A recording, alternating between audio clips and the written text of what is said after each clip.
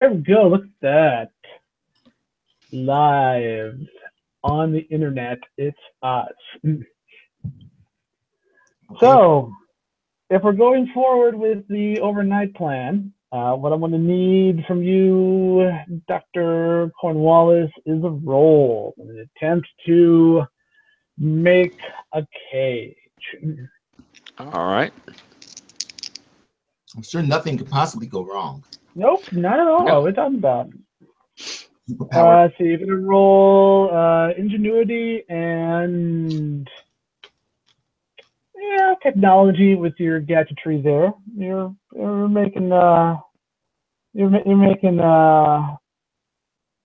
making something that's definitely gadgetry. Yeah, it's not a simple cage. Yeah, it has to be something to resist, give feedback, give resistance, that kind of thing. Yeah, We don't know what we're going to wake up to. you All do right. not. So that starts off with a 12. Let me roll.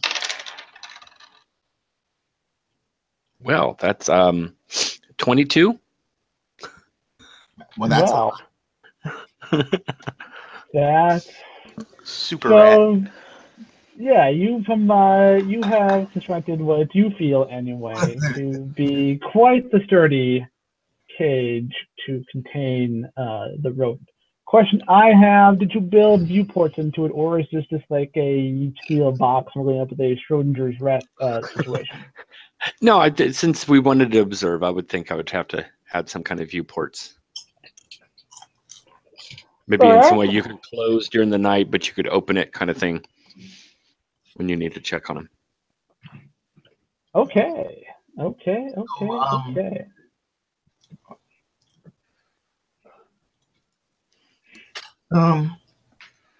Doctor. Which one? One. I was going to think the same thing. Oh my gosh! You gotta be kidding Doctor. me. Doctor. Doctor. We got Dr. Cornwallis. We got Dr. Hale. Dr. Cornwallis, actually. Yeah. So I'm just wondering, can that thing breed with other rats? You want to direct that towards Dr. Hale? I'm not the biologist, but I think Dr. Hale would be able to answer that. I return instead my attention to Dr. Hale then.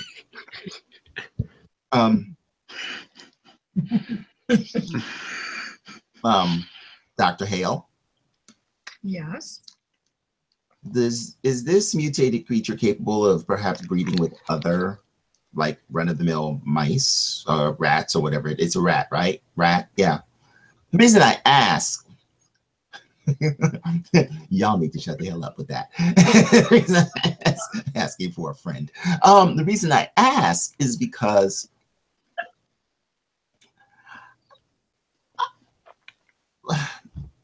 well, I guess I'm concerned.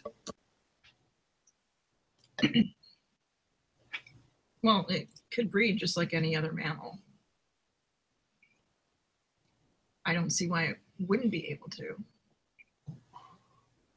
What is the extent of the transformation? Is it, I mean, Well, I mean, right now it's mostly confined to size, muscle, tissue, tendons, and strength. And a profound desire to do violence? Well, yeah, the enlarged hypothalamus. I mean, anger, rage, adrenaline. I mean, I suppose there's the question. The question is it what? Wait, do we have enough science yet to say is it cellular? Do we know that yet? I can't remember what was visible. What? Some of it. Not there wasn't a lot of it. And, okay. All right. So in that case, I'll confine my question to. Okay. May I ask what I'm wondering? Is it going to pass on this new essential nature? I think that's probably the best way I could put that. Possible. However, we would actually have to breed it to find out. If it's tameable, that could be actually a beneficial security system. I look at him like he's crazy. I can go back and I can examine the sex organs of the one that's dead. And I look at you like you're crazy. No, you're not. No. That's actually quite fascinating. I see where you're going with that. That would be a valuable weapon. Yes, we should get on this. Because we don't know if, I mean, I'm assuming that they can breed just like any other mammal can. I think I was going for cautionary. Well, that I can understand. You did bring up a good point on that, but You tell him. yeah, I think I will check that just to make sure. Okay, could you mention that to the cow slaying scientist over there?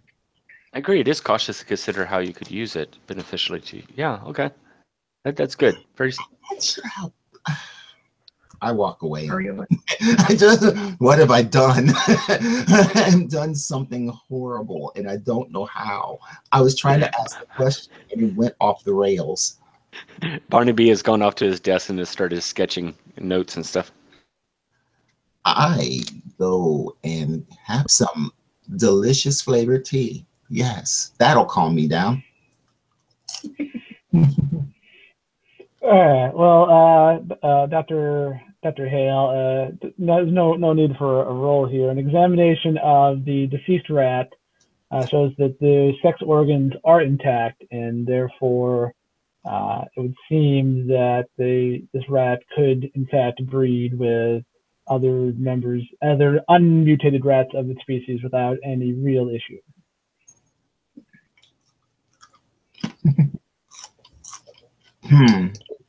Yep, there you go. There's the answer to your question. I didn't really want the answer to that question. I was going for something else. That was a point, and never mind. Just never mind. Apparently, my language skills are not as intact as I would want. It's all right. You don't know how to communicate in proper English. But he is learning how to drink tea, which is civilizing. Yes. Of course. Excellent. Well, I mean, what are you gonna do? I can't possibly be perfect like the rest of you. Well, of course, you're American. Well, as a side note to Mr. James's original point, how precisely could that mutation be passed along to our victims? It was found in their bloodstream, correct? yes. Yeah, it was. It was. And so why did they not show the same mutation?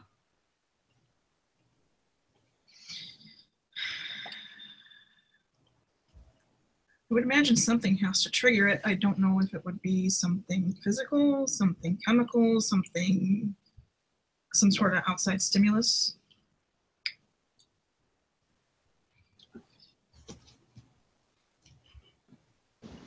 I might need more samples or more test.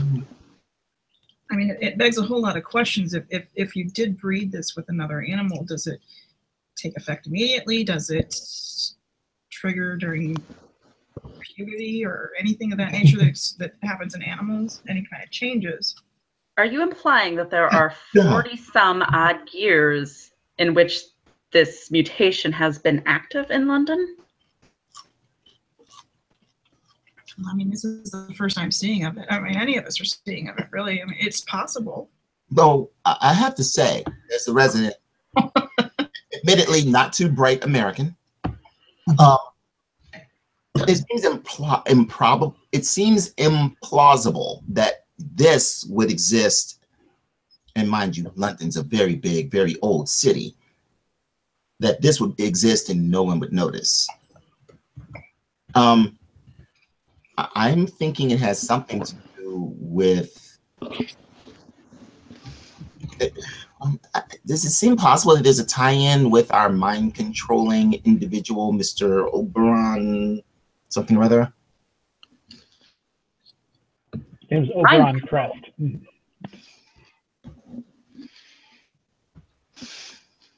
Mind control. Well, insofar as, yes, the whole suddenly having an overwhelming desire to commit suicide when you didn't necessarily demonstrate that behavior beforehand. I would argue we don't have enough evidence to prove that. And I understand that. I guess my question is that there seems to be a convergence of coincidence that seems, again, at the risk of sounding redundant, improbable.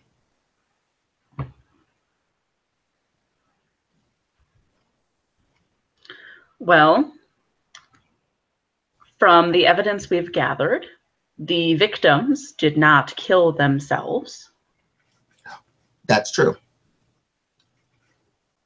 And so it seems unlikely that this Crest fellow is involved. Well, but we also have no evidence that he's not.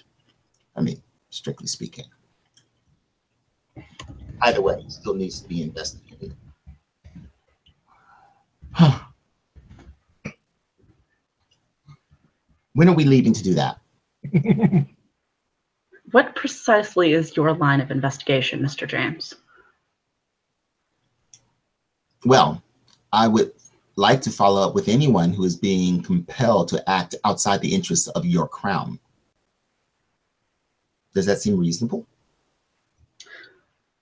Thus far, the evidence that we've gathered from the unfortunate accountant is not directly against the crown.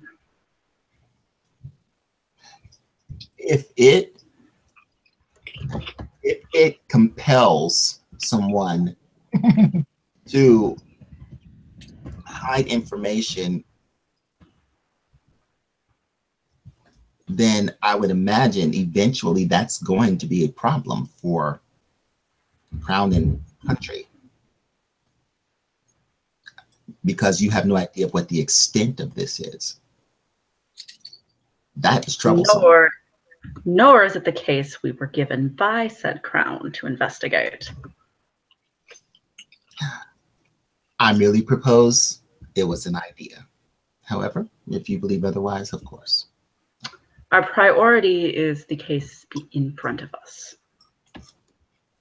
Very well. If you wish to follow up on Mr. Crest's impressive activities, you may do so in your leisure time. Certainly.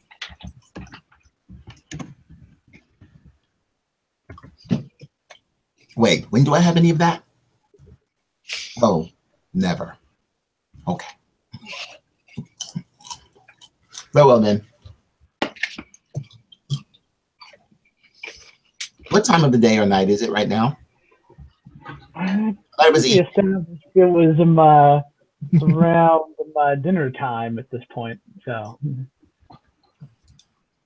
Okay. Well, I guess, are we waiting overnight on the results of the rat experiment? I believe so. I don't think there was anything else pending. No, not in the. We guys had no plans to go do anything other than wait overnight on the. I'm pretty sure there's absolutely nothing that could go wrong with that experiment, so I'm going to just go ahead and bid everyone good night. I shall retire to my quarters for now. Well, actually, I guess I'm going home because I don't live there.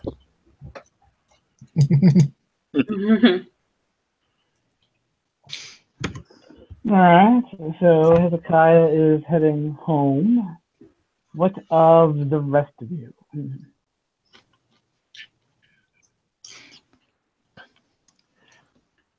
I assume Dr. Cornwallis and Dr. Hale will be staying at least to finish the onset of their experiment. Of course. Yep. Making the cage, putting it together.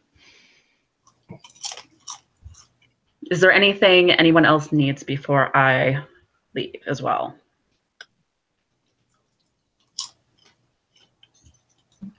All right, Checker. We got plenty of tea. We got plenty of crumpets. I'm fine. And, keep an eye on the going ons here overnight to make sure nothing comes in. And excellent. Then I will bid you all a good night as well. good night, Mom. Auf Wiedersehen.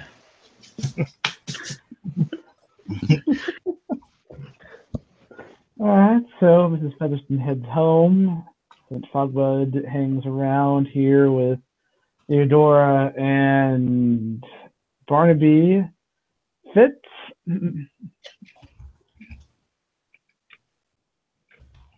where are you going?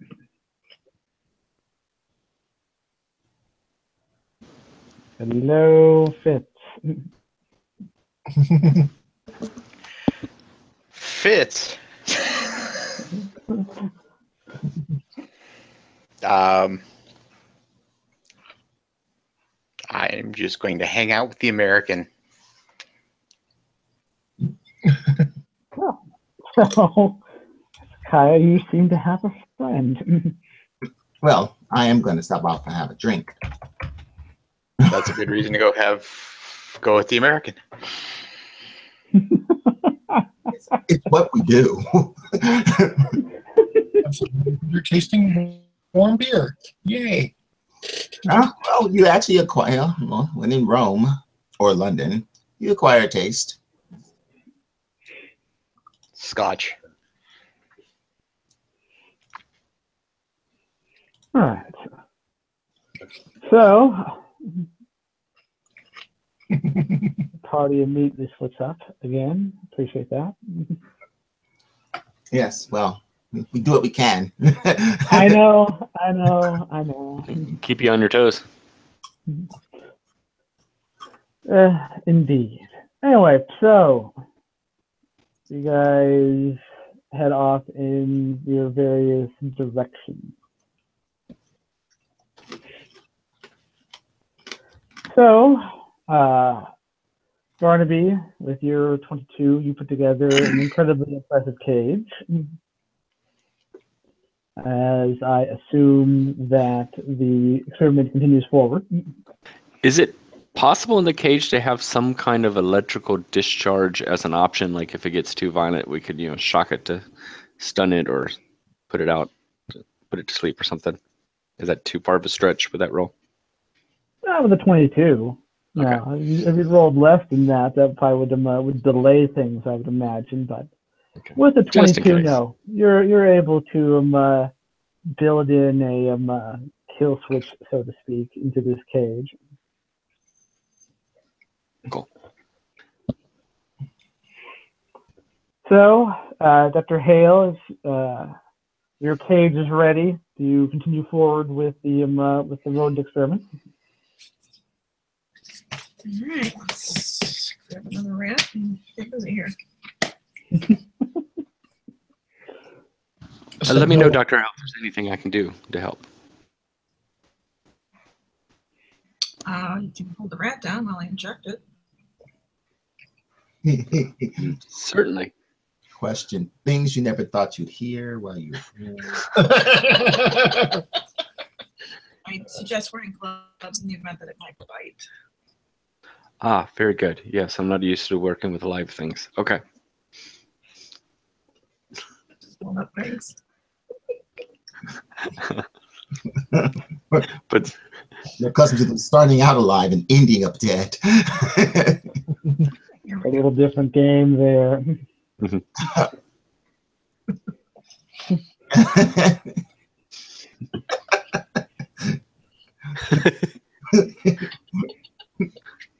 not yet. Well, I see the flashing red light. Oh, is there? Oh. I'm getting all kinds of weird stuff with this new computer. It's just the San Antonio police officer come in from stage right. Start reading Wales' rights. No, honest, it's just a game. We're playing pretend. Cop of no part of that. What is that? All right, Not over here.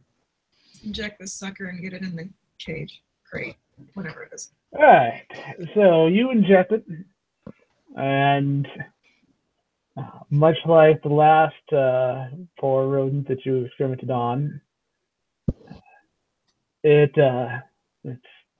starts to convulse and undergo some rather noticeable and quick-moving changes in terms of growth and muscle mass.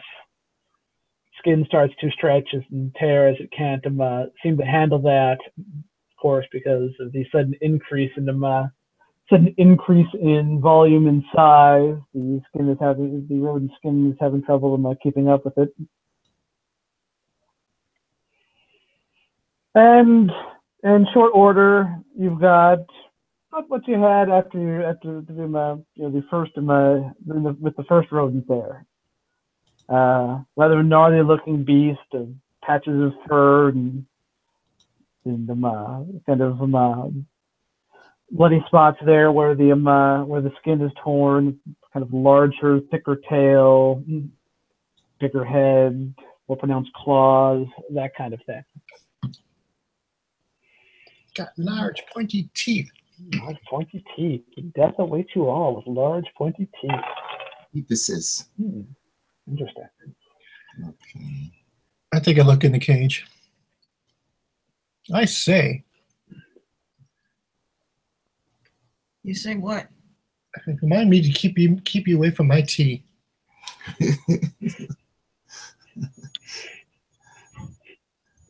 Just for that. Here comes Nikki. Kind of go in the other room. You, sir, are about to be what we call in the vernacular roofied.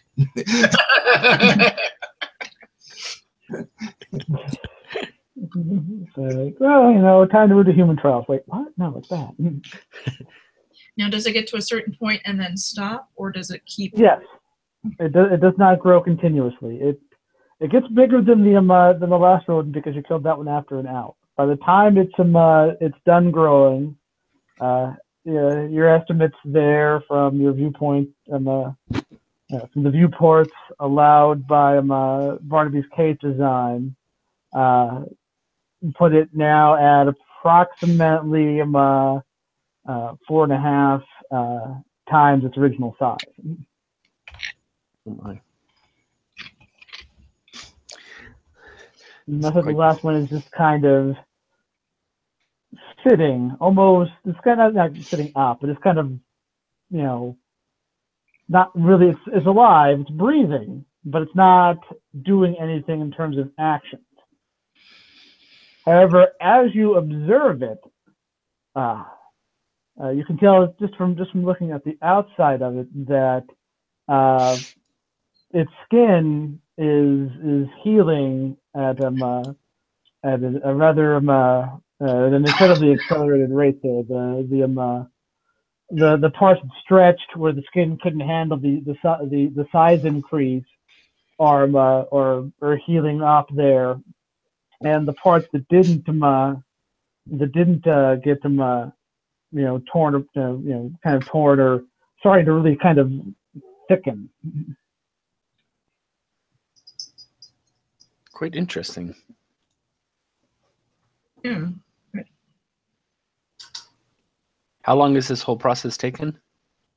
Up to this point?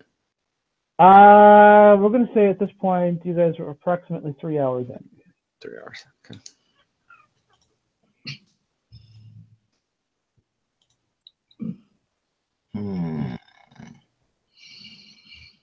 And we're drinking an ale. Yeah. Scotch, thank you. So we will smash cut from being intrigued by a rodent to Hezekiah and Fitz. Gone drinking. What kind of establishment have we gone to for a drink? I'm sure there's a pub not far from here. Oh, well, The angry water buffalo. They are freaking everywhere. Well, yes, but my question was more kind of what level of establishment, the kind where gentlemen show up and Oh no, that's drink as gentlemen, extremely or boring. someplace a bit more adventurous, perhaps. Well, we aren't on that side of town, are we? You'd have to travel a bit to get to someplace a bit more adventurous. I mean, you guys are headquartered at the Royal Observatory in Greenwich, so it's kind of definitely a classy kind of a place there. Oh, good. It's a classy place that has barehanded boxing in the basement. Oh yes. Oh yes. That's where we're going. Boxing is a gentleman's sport at this point. Because Pretty certain. you want some curly, mustachioed. Of course, you know, walk with the jaws, Finsbury rules and stuff there, you know. No, with this. What they do? Absolutely. Placing some bets. This? Oh, yes, of course. Gentlemanly wagers, no doubt. $7 million. Of course. Might want to go slightly less than that. And I'm sure they're using pounds. Well, Yeah. actually, British sterling, actually. Yeah, kind of Victorian era.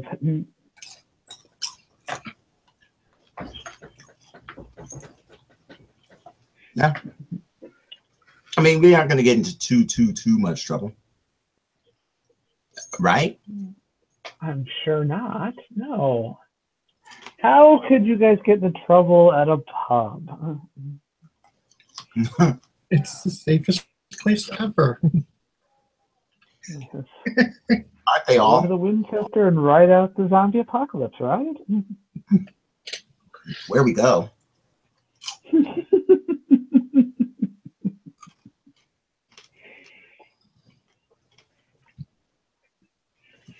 All right. So quiet drink then. These guys kind of stare at each other blankly. Hey. No, really, no betting on the fight. What are you talking about? What? Staring blankly into your eyes. Only because I just stomped him in a bet. That's right. Stare blankly. Go right ahead. You beat me in a bet. I look good. Look at that bruiser over there. Yeah, that little guy's going to take him. I bet on the little guy. You're late to this party. Not my fault you bet on the little guy, too. Clearly, you're copying me. That must be it. Okay, fine. We both bet on the little guy. He's funny looking. Look at his wee little head. No, I'm much more. I'll never be able to hit it. No. Pay attention to the way his knuckles drag on the floor. He's gonna win. He does have a reach advantage. And that slack jaw, the sloped forehead, narrow eyes. He's gonna win.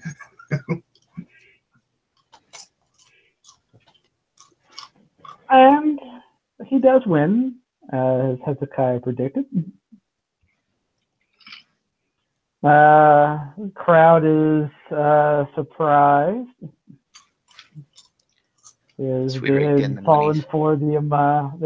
for the size disadvantage that the little guy had. Yeah. And they bet heavily on the big one. It led to a few people agitating that this thing might have been rigged, but I suggest to the poor fool who lost, who thought it might be rigged, to perhaps choose his bets more carefully in the future. With my obvious American accent. I'm not stirring up trouble. No. No, just kind of glares at you like, right. Then I compliment Londoners in general on their ability to have excellent nighttime entertainment. Certainly glad you're enjoying it. Looks like it's going well for you. Oh, Jack Dempsey.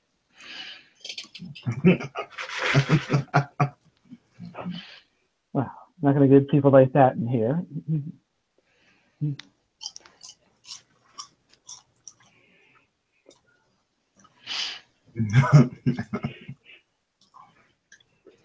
Okay. We smashed You past fancy a from toss in the ring? Oh, absolutely not. I'm not stupid. I'm not going in there. Oh, come on. Most of these are market amateurs. They're mocked amateurs. They aren't actually amateurs. No fool does that. You always say you're an amateur. Look at them. They can barely fight. You first. Promise I'll bet on you. Okay. Oh, no. So, Fitz volunteers to go into the ring. And I'll get the Crusher. Ah, Crusher!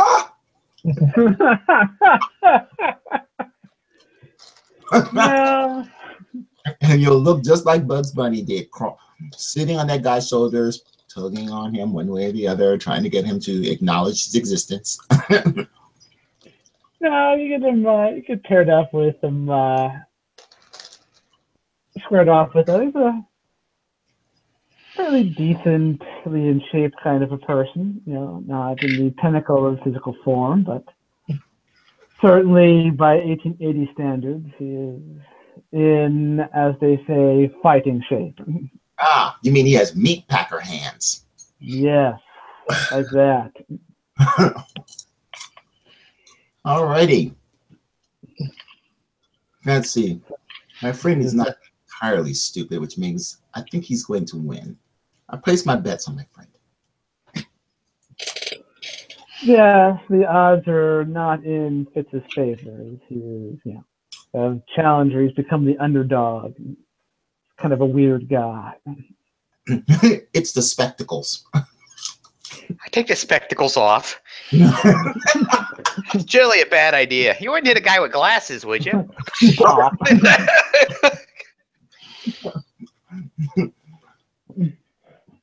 Yeah. All right. So, referee talks about the rules. I'm not going to recite them here because I don't know what the rules of boxing were in 1880, so we can just assume that people know what they are. Well, you know, largely no bag tagging, no kneecapping. You're not in the octagon, so no kicking. And pretty much that was it, really. No gouging. Yeah, that's pretty much all. No biting. Pretty straightforward. All right. Pretty straightforward. All right. So, Fitz, why don't you give me strength and fighting? Is it 2d6? Yes, 2d6 plus. I have unarmed combat. So you get the bunch of that. So you're going to have 3 plus 4 plus 2. So you're going to have 9 plus whatever you roll. 16. Nice. Very nice. Well. He rolled a 27. He did not. Caved in my face. What did you roll? 16. 16. Well, he tries to get out of the way, or tries to, you know, kind of parry your blow there, but well, you know how to handle yourself in a fight, and while this guy certainly knows how to handle himself in a boxing ring, perhaps not necessarily, you know, up to your standards. So you're able to poke through there pretty easily and land a real good punch on him there. Kind of staggers back and looks surprised, kind of shaking his head like he did not expect that to happen. Crowd is kind of, woo, what? I'm like, hooray! I bet on the little guy. Hey, I'm for the other team. And I'm like, again, you people are slow on the uptake. Nice. All right, I'm gonna need you to give me. Let's see, what's the recognition for such things here? Oh, yeah, give me another strength and fighting roll. He's coming at you, so the same roll as before. And 16 again. Yeah, he telegraphs that punch pretty significantly there, and so you're able to unless you're looking to take this punch, you're able to deflect his blow pretty easily. Not hit in the mustache. What do you do? Hit him in the mustache. Hit him in the mustache. I hit him directly in the mustache. Tag me in. They didn't say that was illegal. Tag me in. I'm going to punch him in the mustache. Well, Does he have a give me a mustache? roll. That's a good question first. Well, especially with a mustache. It's Victorian era. He's got a big handlebar mustache. I don't have a mustache. I got mutton No chops. problem. Well, we appreciate your mutton chops. No mustache. 11. No. Oh, well. So Oh, no, you wait a go in I have +8 or plus 9. 9 plus whatever roll. Okay, it's 13 then.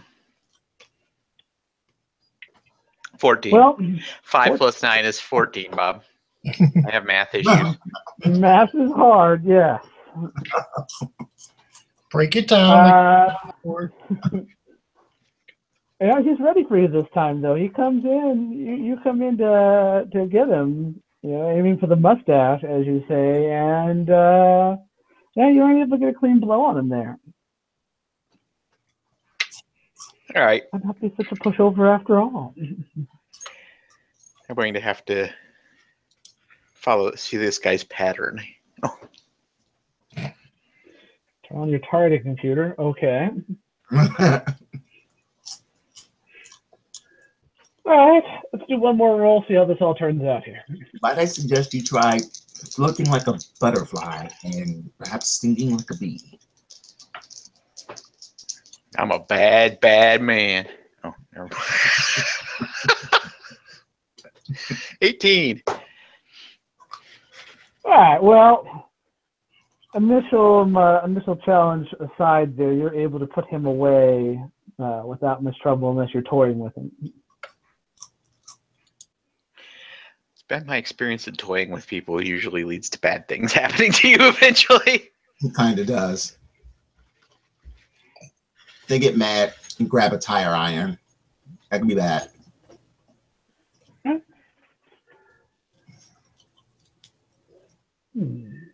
Interesting.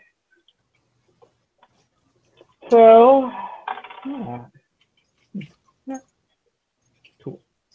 So yeah, you're able to put him away, and referee calls the fight. Yeah. Do I make enough for my fight to pay for my alcohol for the night?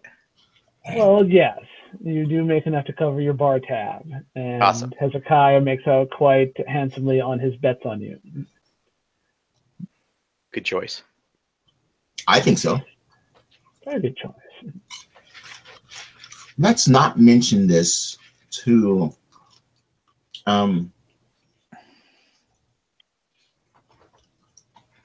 Any of them? yeah, I was trying to pick one, and suddenly it doesn't sound like any of them really, but no, yeah, none.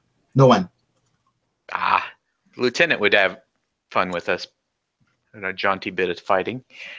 But, however, Ms. Featherston would be less than impressed with us. That seemed to be a persistent disappointment. I'll still find a way to get over thankfully, she's not here.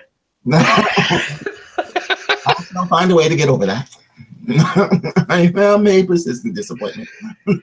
Just remember, it's easier to get forgiveness than permission. It is true. Tap, tap, tap. It was the place is called Miss Featherstone's place. Damn it! We should really read the spine. Wow, she runs this joint? Who knew? I mean, if this judged her. She's a lot more fun than we had ever imagined.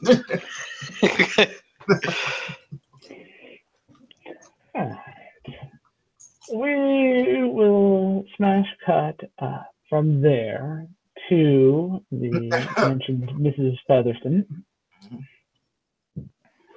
Oh, So, Mrs. Featherston, Yeah. I assume you have decided you are heading straight home, or are there any stops you need to make on your way back to your home? No, straight home. It's far too late for social visits, especially unannounced ones.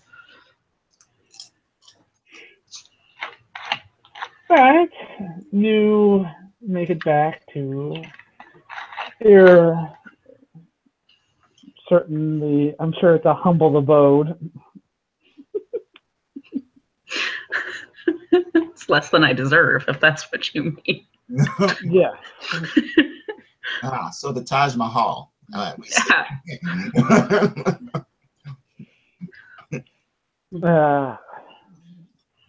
Yeah, so you make it home. Of course, servants are there to greet you in the way that they do. So they take my coat and my hat. Yes, take your hat and your coat, and ask if you need anything. Ask if they if you want them to fix your dinner. Yes, of course. Where is Mr. Featherston?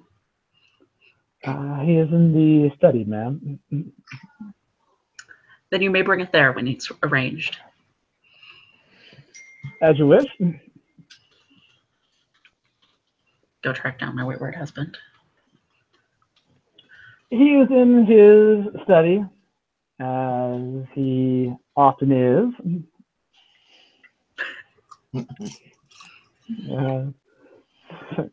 Colonel Mustard has a very urgent candlestick issue he needs to take up with him. Very, very important. I must speak to you. Yes. But yes, he is in his study at his desk. It's like he is rummaging through, intensely studying some papers. I will wander into the study and sit down in one of the comfortable chairs and pull out a newspaper and pretend to peruse it until he notices me.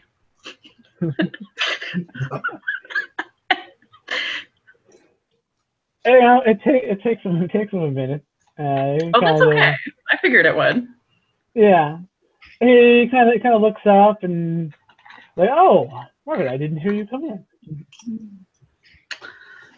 No, you did look like you were concentrating quite hard. Another tough case. Well, more contracts. Looking over the firm is secured a new client on a trial basis. We're looking to make a good impression and whatnot. Oh my, how thrilling. Well, yeah. So I know.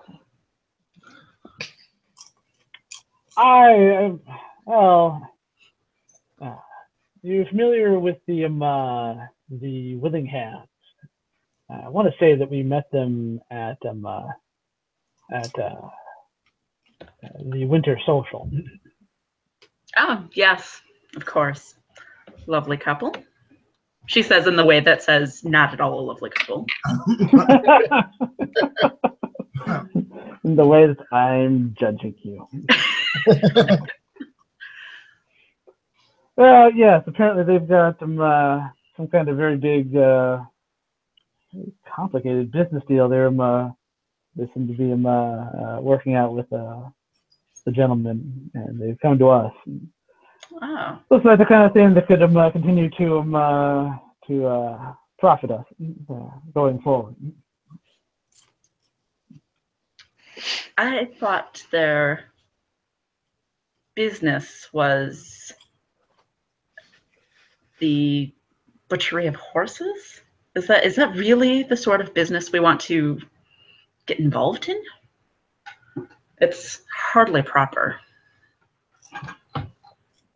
Oh, they make a good profit at it.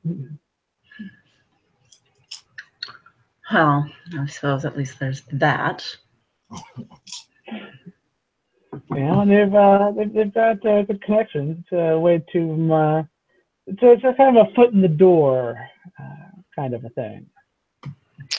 I think the managing partner is far more interested in who they're dealing business with than them. This is kind of a way in kind of a thing. I suppose. Although I can't imagine anyone respectable would buy horse meat for their table. Unless they're French, of course. I don't know if they're French. The name Crest sound French to you? It does not. Although interesting you bring it up. I was like, what? Oh, I came across the name earlier today through an acquaintance. Seems he's a man of some influence. Oh, that's what we've heard. Like I said, the business with butchering horses is not necessarily what we're looking for. But if it gives us an in with them, this Crest fellow, then.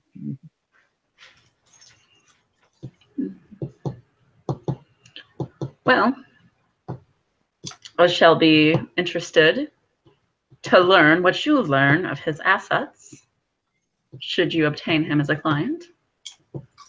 Well, I can't discuss everything, case and whatnot, but yeah.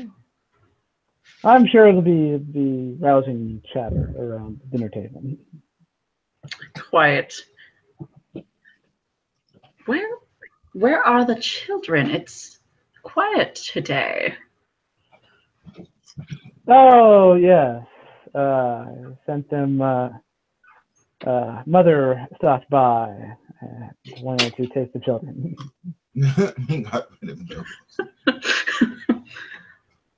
I see. She hasn't taken them to another one of those balls, has she?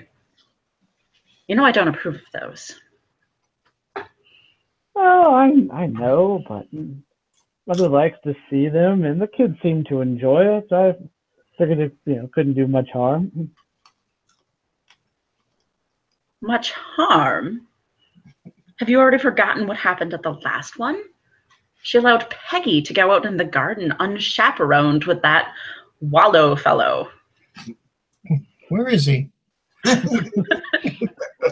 A couple of a time finding him after that. Like he disappeared. Oh, Peggy rather liked that Waldo fellow. It's good for her to make friends. Alone in a garden, unsupervised, dear. Well, Mother's always operated a bit unorthodox. I had a talk with her. I'm sure it won't happen again. It had better not. Our Peggy is perfectly respectable, and if she hopes to make a fine match for a young man someday, she cannot be caught up in any scandal, especially one she has no part in. Who knows what that young man had in mind? Next jump. What was that? I don't know. It was me screwing something up. Sorry. Echo there for a second. I'm like, wait, no, look at this echo. This is like some random audio track that pops in here.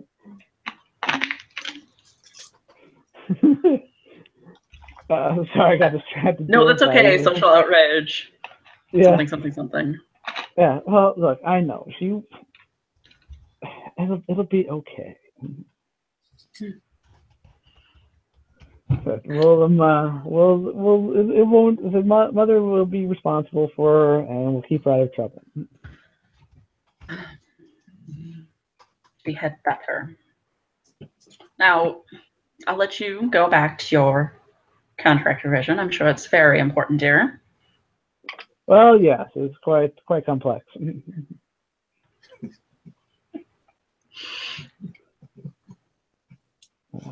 But, I will join you after I get this straightened out.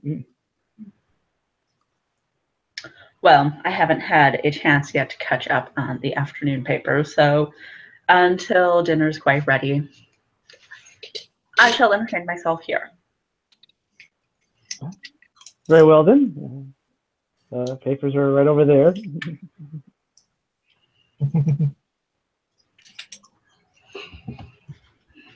Man.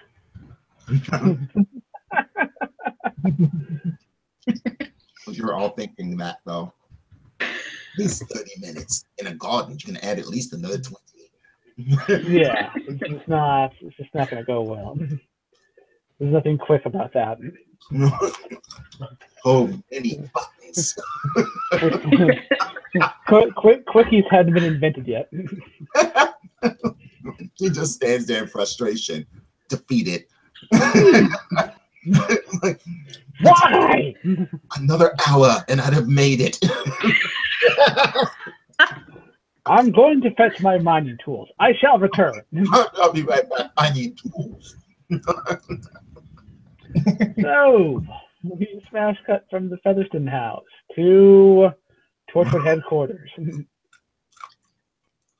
The rodent, if you want to call it that, is staring at the lock with a fixed and deadly stare. Kinda is, actually. Stretching on some formalism in the corner. It's definitely staring at his case with a deathly stare, as Hezekiah says. The skin has healed and has turned from your normal rodent skin into a pretty significant looking animal hide at this point.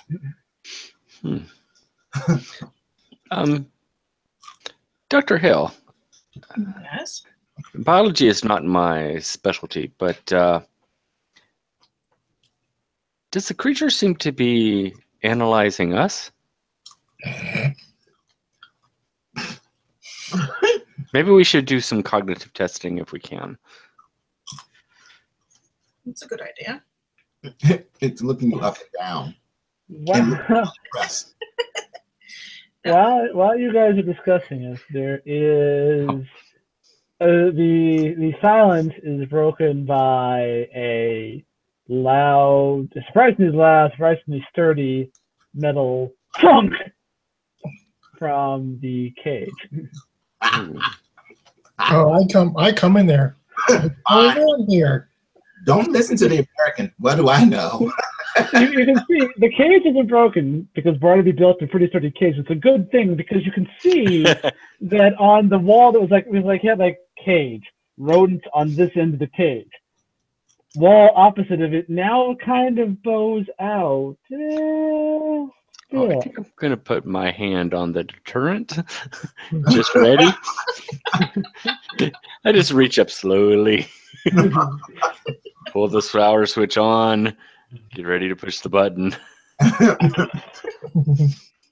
Not so much. There is another thunk from inside the cage. Oh, damn! The cow's been cleaned up. Not so much an if, more of a win. It would be a shame to have to destroy it at this point if we have more data to gather. Actually, Dr. Hale runs out real quick, comes back with a piece of raw meat, and manages to poke it into the cage. Yeah, it would probably be some kind of feeding door. Yeah. You throw some raw meat in there, and the rodent sets upon it and begins to devour it. Well, that's actually quite disturbing.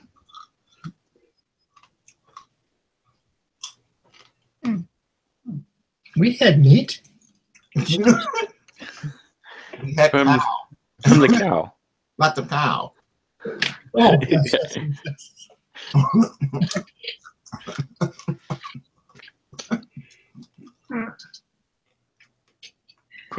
Good thinking, Dr. Howell. Guess what should we do at this point? Well, I dare you to drop it in a maze. Go ahead. I dare you.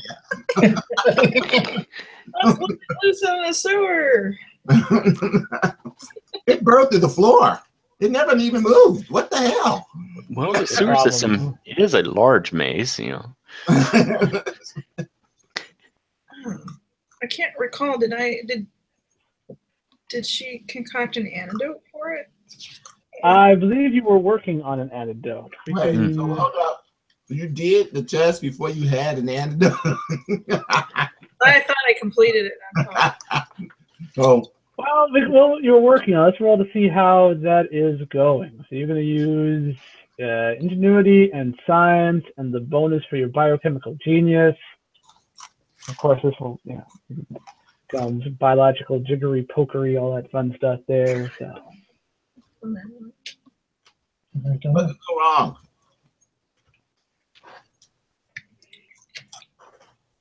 Sorry, you said medicine and science and. You're rolling ingenuity and science, and you get the bonus for your biochemical genius. So you're gonna roll. So you're gonna add 9 to whatever you roll here. 19. Well, while the experiment's been going on, it's rudimentary, and we'll need some subsequent versions will need some revision, but you think you've got a way that you can counteract what you've done to the rodent.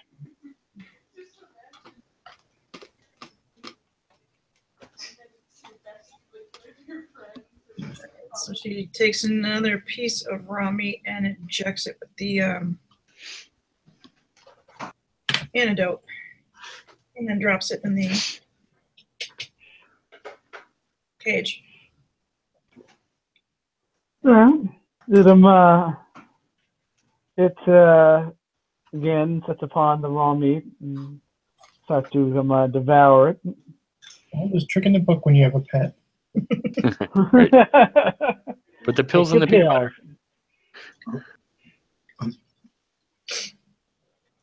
What could go wrong? What could possibly go wrong? I don't know.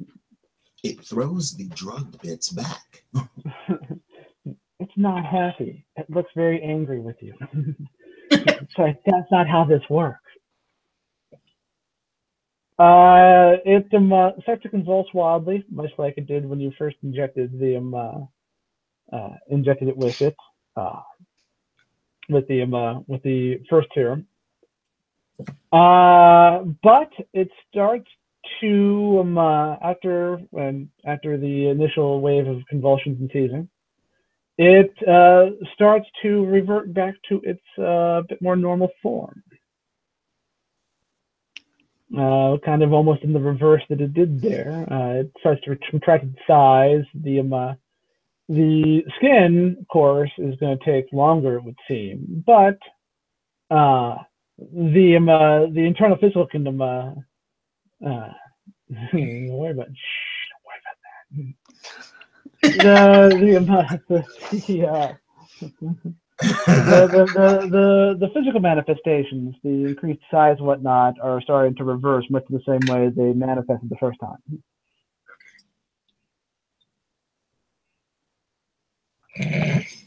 Mr. It's quite disturbing how the skin just kind of lays there. Well, it takes a little longer for skin to retract than it does other things. Once it's been stretched out, it's just kind of stretched out. Just jotting everything down in her notebook. Right. But at least we know that something can be changed to this form and reverted back. Be quite handy if indeed one of these things, our murderer is one of these mutated beings. Is there any way you can reinforce the cage just in the event that something happens? Certainly, I can fix some of the damage it did. I could work on it.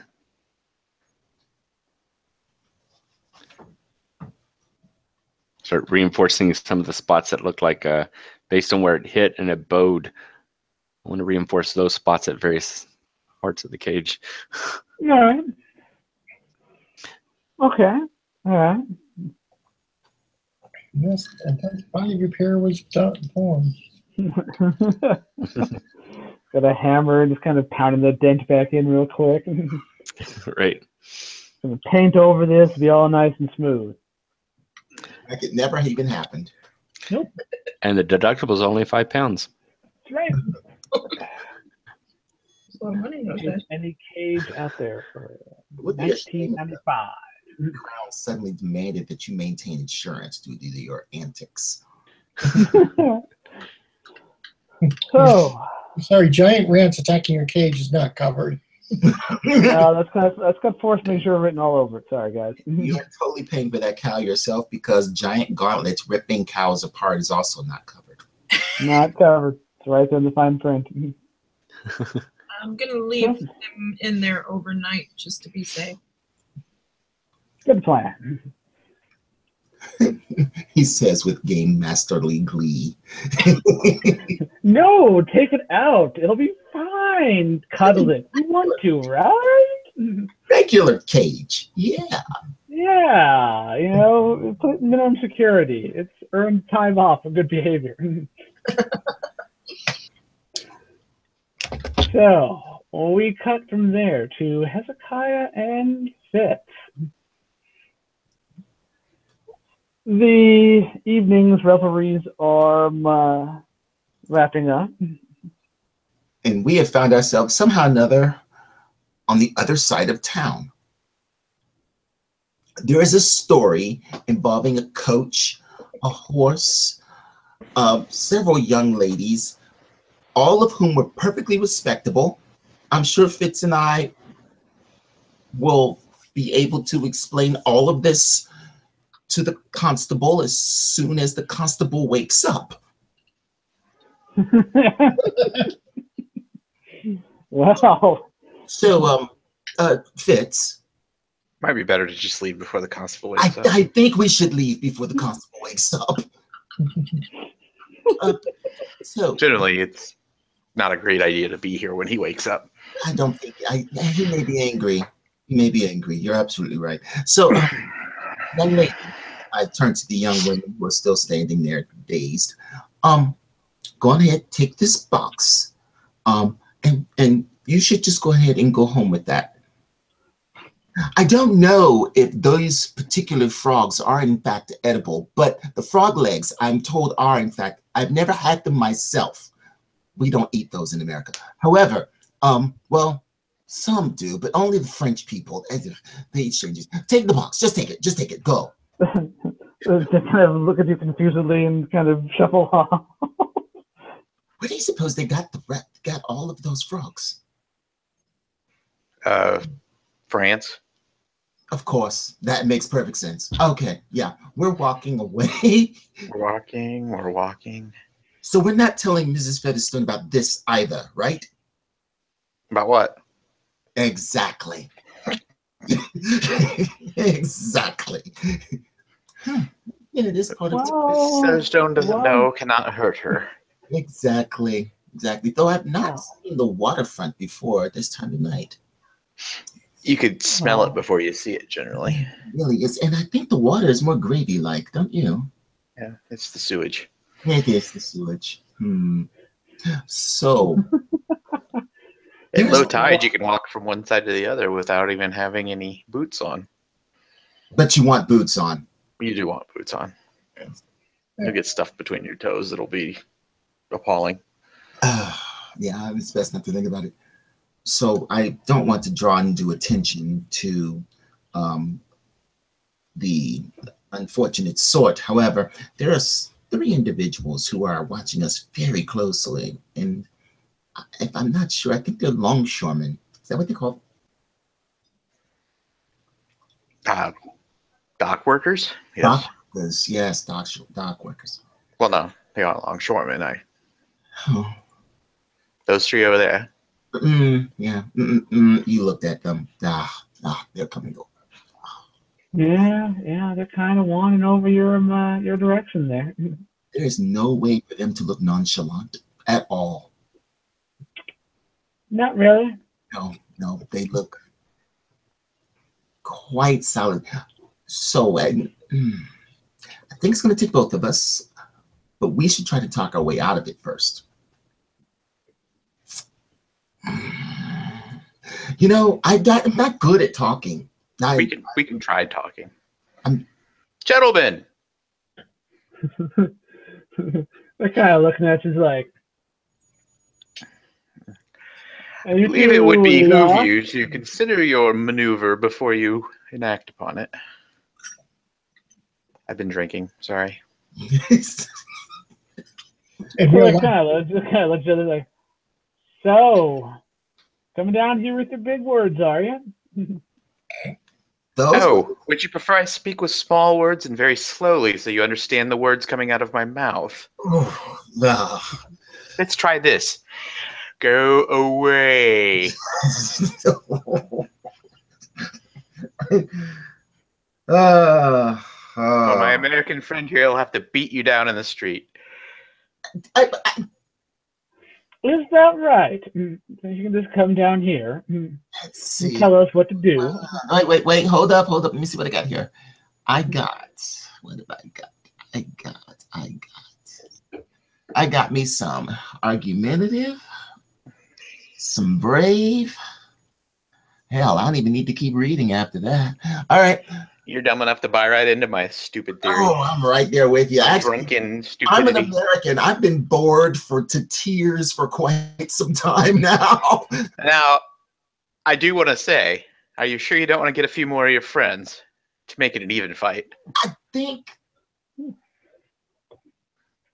I'm talking to them, not you. Oh, okay, fine, yeah.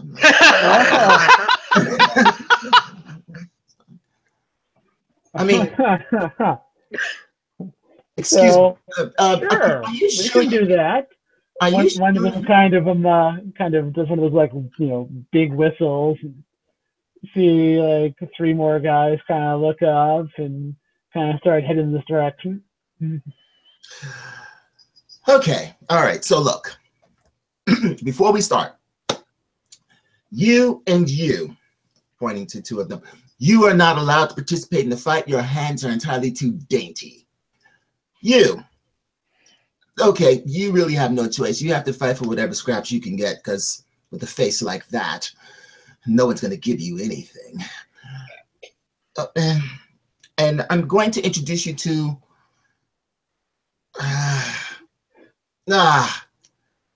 the hell with it. I punched the first guy before the other guys get over as hard as I can. There's nowhere I can go with this that doesn't involve me. This is the part of the show where we get the crap beat out of us in an alleyway. Oh, no, I'm sorry. On the docks. Right. Strength and fighting. All right. Strength and fighting, he says. And 2d6, you say? Yep, 2d6 plus your strength and fighting there. All right. That is a... What the 18 double hockey 6. So you're rolling, so you got strength of 6, 18. fighting of 18. Well, all right. Yeah, he's a bit surprised by that since you were there talking and he was kind of waiting for his friends to come over there to kind of swarm you in the way that they do. And I don't do you haul off and punch him. How to fight from the French and the Native Americans. Are you kidding me? Wait. I think it should be like 1980s martial arts movies and they should rush us one at a time. For some inexperience. Yeah, these guys are a bit smarter than that.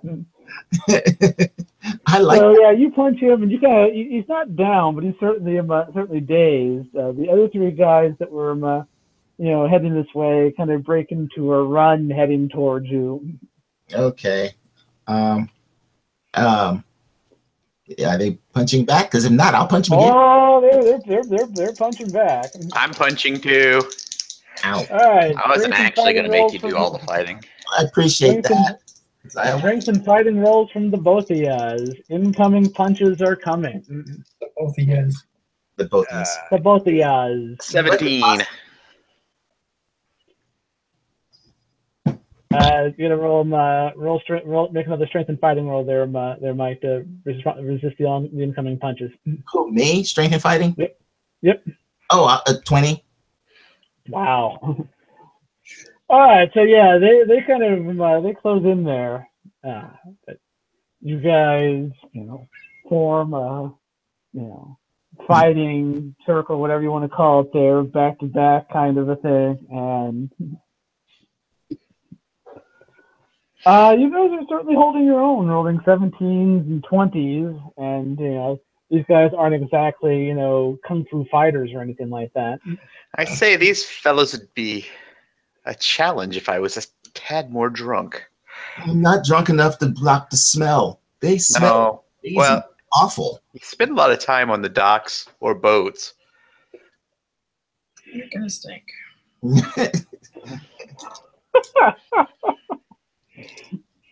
Keep making me hungry. You shouldn't do that. So one more set of rolls here. Okay, can we? You You want to talk to us about Amway? Damn it! It's an exciting opportunity.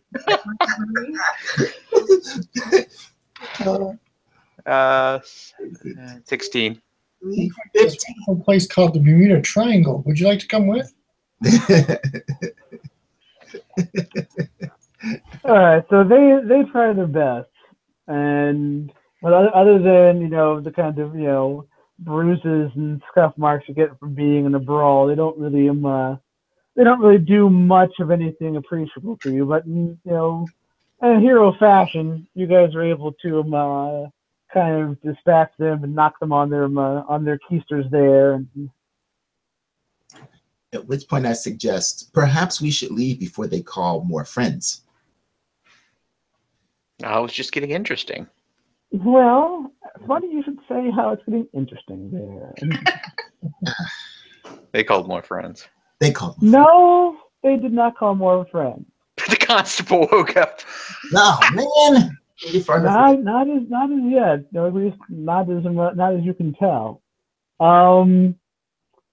Rather piercing scream kind of breaks up the fight there.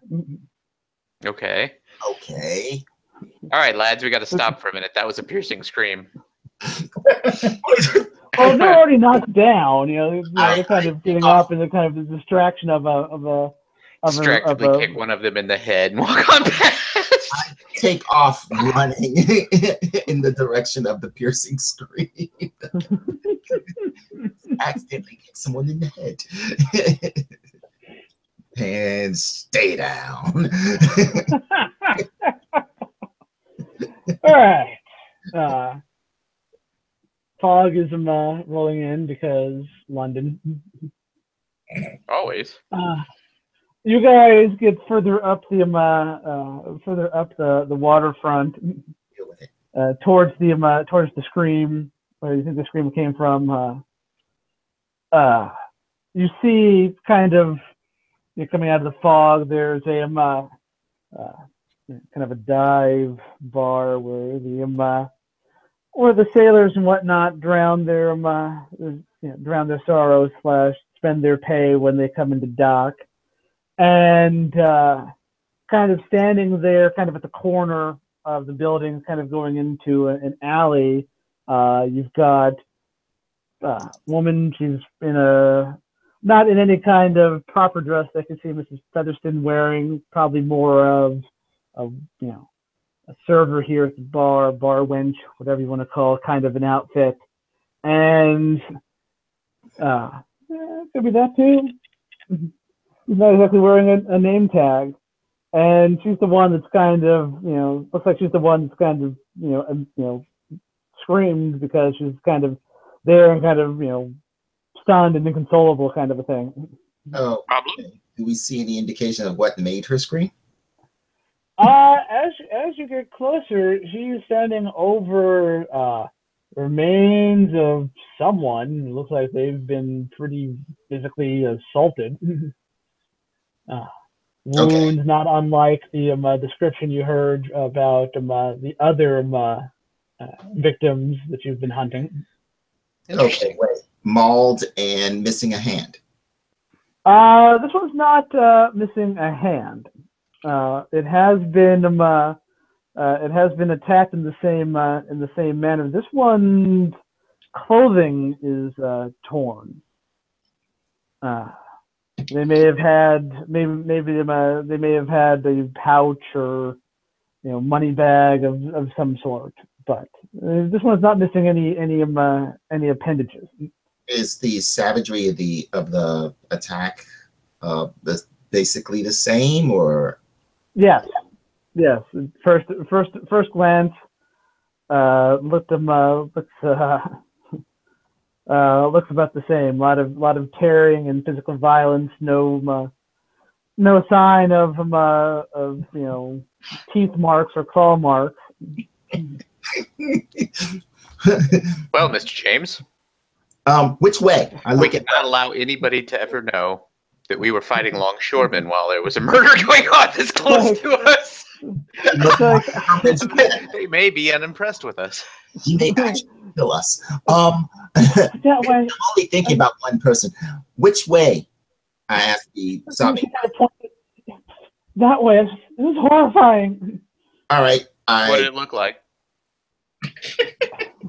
I take off that way. So it was tall, kind of hunched.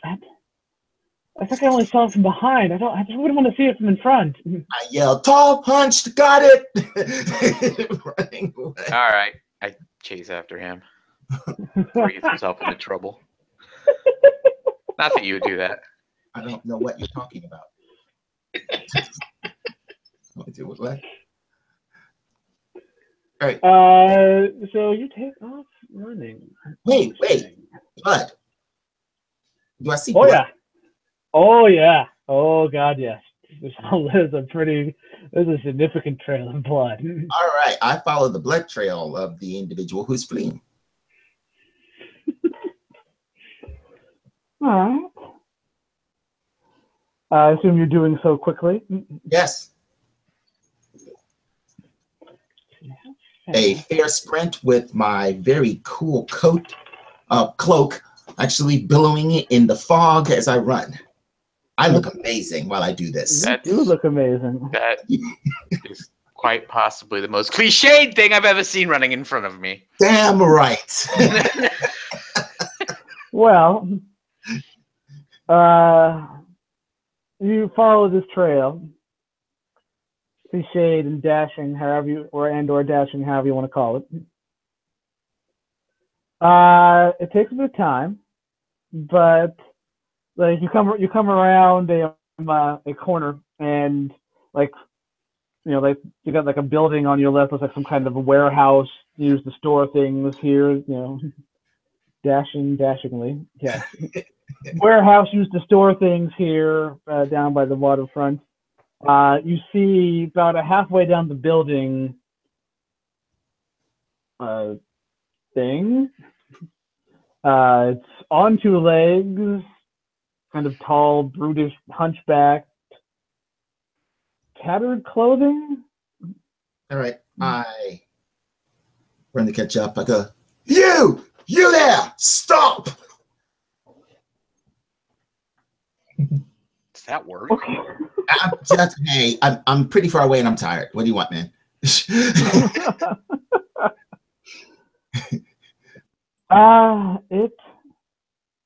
What? I didn't mean to do that. I was trying to type something and I pushed a button, apparently. Why did you mute Mike? He's in the middle of a scene. Wow. I often wanted to mute Mike randomly. There we go. How about we fix that? Sorry about that. Not necessarily. Apparently there are keyboard shortcuts to mute. Lesson learned. Okay. Go back to your scene. Go back to being dashing. It does not respond to your command to halt. It just continues. All right. I make that final sprint to catch up. All right. Hey, do you have your gun with you? I have two, actually.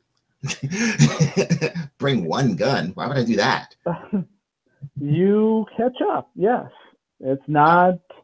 It hasn't broken into a run. It's just very determinedly following whatever path it thinks it needs to follow. Hey!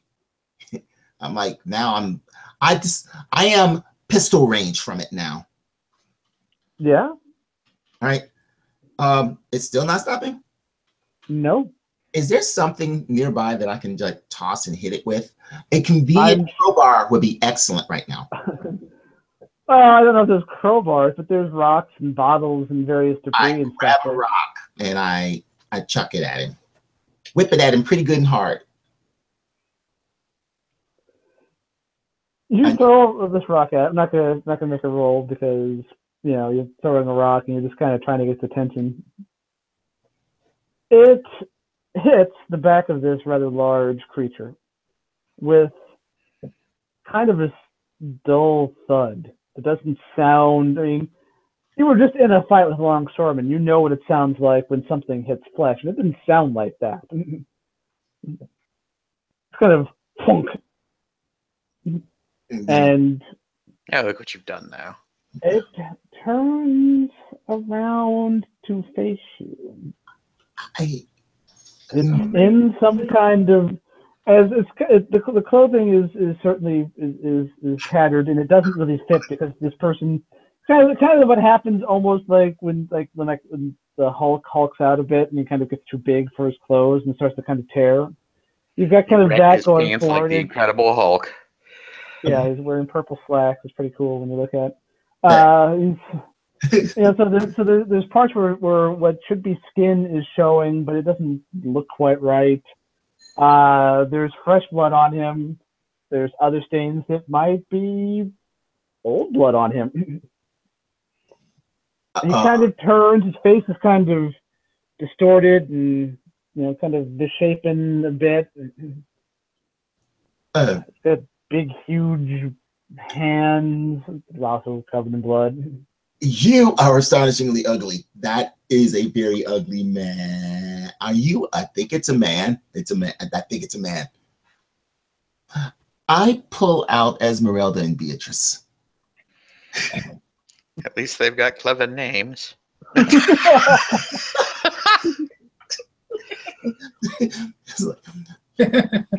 Do not talk badly about the Esmeralda and Beatrice? No, I would never do such a thing. Thank you so much. I really appreciate it as well. All right.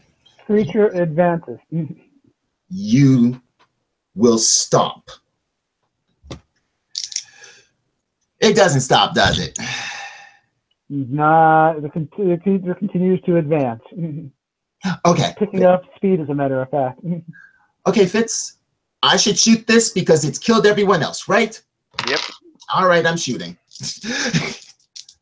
What does Lucky do? Lucky is I think if you roll like double ones, you get to re-roll. Okay. Well, that's not what happened. All right. What am I rolling here? Is this? This is gonna be marksman and. You're gonna roll. Specialties. You're gonna use coordination and marksman. Okay, so I have a specialization in pistols. Does that give me a bonus? That gives you it gives you +2 since you're using pistols. So you're gonna roll. So you're gonna add. Let's see, 5, 9. You're gonna add 11 to whatever you roll. 20. Nice. 30. Unfortunately, your bullets aren't silver, so you do no damage. so nothing happened. No, too bad, huh? Well, Fitz, it's going to be your fists now. Get in there. Try hard. Well, you hit him. And he's right there. Ah, not good. Not good. You've shot people before with these, and usually you hit someone with both your pistols, and that's kind of the end of a discussion. The bullets do wound him, but much like with the rock that you threw, they don't penetrate like they should. Yeah. I put on the gauntlets. Like a bollocks. Wait, that is what they say here, right? Bollocks. I shoot again. Oh, well, that's gonna take you some time. Well, he's got an action coming at you. You're gonna say something unpleasant like that. Yeah, Yeah, he goes to just kind of grab to reach in at you here. I'm so gonna be like dodging or something, right? Can I dodge? Oh yeah, give me strength and fighting. It's the part of the show where Mike dies. This is where I get twisted up like a pretzel. So meanwhile, I'm putting on gloves. How did that guy wind up in the taffy puller? Well, wasn't exactly a taffy puller, but it was close. 12, 13, 15, 14. Wow. Yep, taffy puller. No, it's a tie. Unfortunately, in this game, tie goes to the player. Oh, woo! So it is.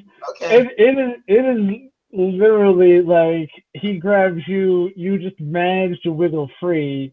Sadly, he's got your cape. What? Oh no, that is my cape. Suddenly, he's like all Etna mode. No capes. All right. Fitz, do something. I'm putting on the gauntlets. All right. You're going to give me. I shoot him or something again before Fitz gets killed. Give me coordination and athletics for putting on these gloves in a hurry. We've never done that before. Oh, great. Because I got 4 points between the two of those skills. Well, I'm sorry. Giving you a penalty for drinking heavily while. Yeah, I got a whole 7 out of the thing. Ooh. Go flunk, I drop 1 in the ocean. Well, ran away from the docks, thankfully. So no, you just. Barnaby's prototype gauntlets are clearly not made to be put on in the dark in an alley mid-fight. Yeah, it's the magic. That's the problem. It's just not. Shite. Not. I pull my sword out of my umbrella. Drop. Okay.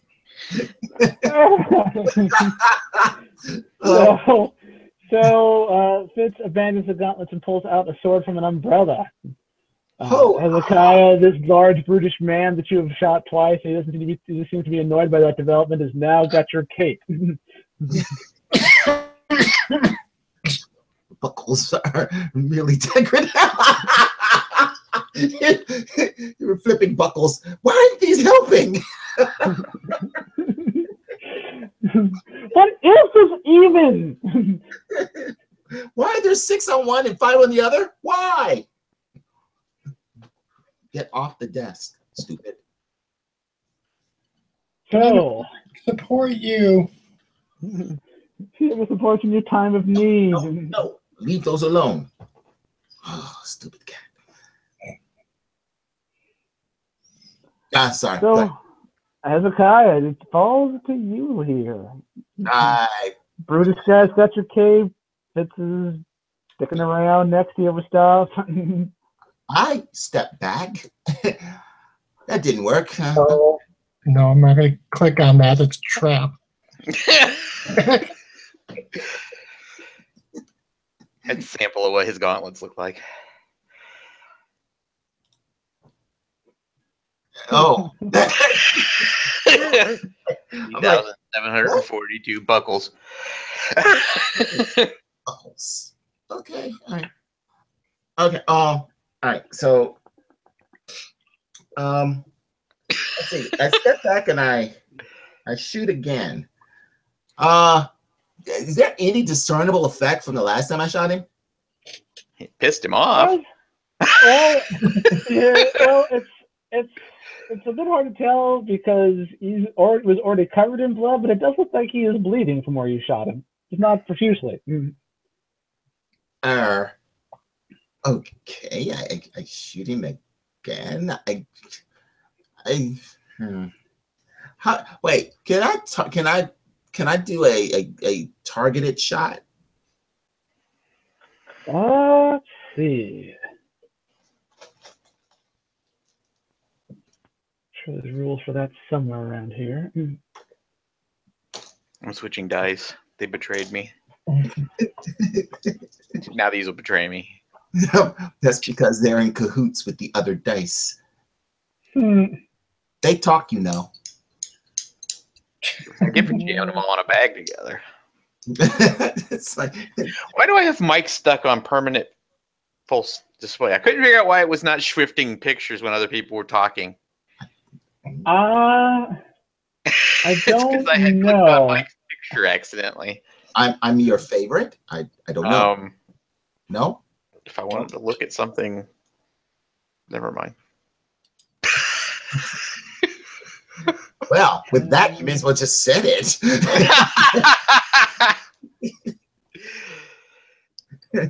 Let's see. That's aiming. Shotguns, rifles. Is this aiming? You let's see. Yeah. Oh, wrong game. The what? You suffer strain and put a blue dice. Oh, wrong game. It's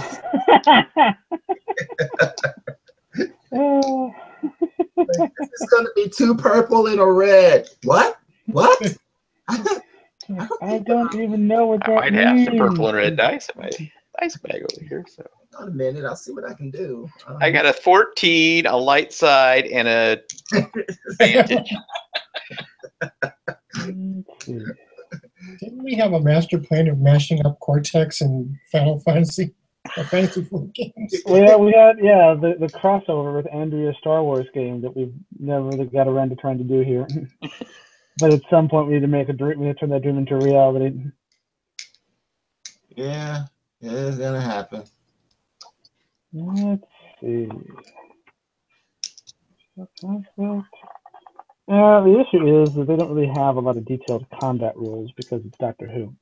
Okay. So we're just going to improvise something here. Make it up as you go. House rule number 1. House rule number 1. Okay, so yeah, if you're going to make a called shot, we're going to say that's going to add. Let's start off with some. Let's try to add 4 to the difficulty. So like the opponent will get like a +4 bonus if you're trying to actually call a shot onto something small like a kneecap or a head. Something wider, we'll call it a +2 bonus to the defender. So you want to shoot like an arm or a leg or something like that. Okay. Let's go for trying to immobilize it. I don't want to kill it per se, because I feel like we need to study it. So I'm gonna try to kneecap it, see if that'll work. All right, so roll your marksman attack there. So it'll be coordination,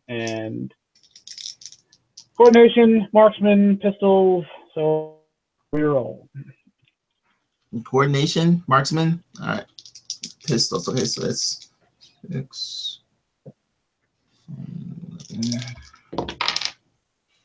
11. 20. Roll 4 and a 5. Hello.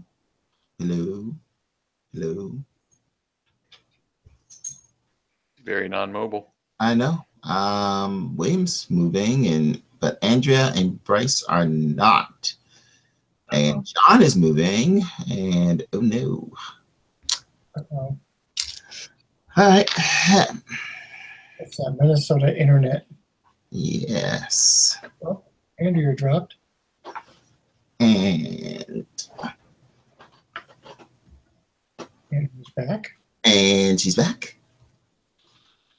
And Bryce is dropped. And he's back. Ah! Internet froze up here for some reason. Knocked us both offline. Okay. Bryce, I come back and she's not there. It's like, she's probably going to the other room and tell Bryce. I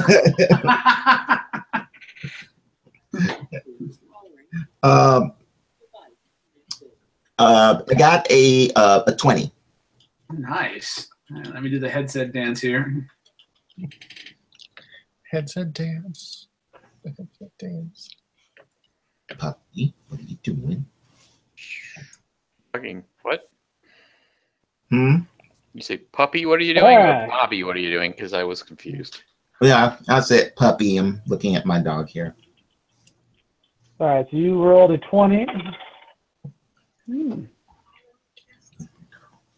Well,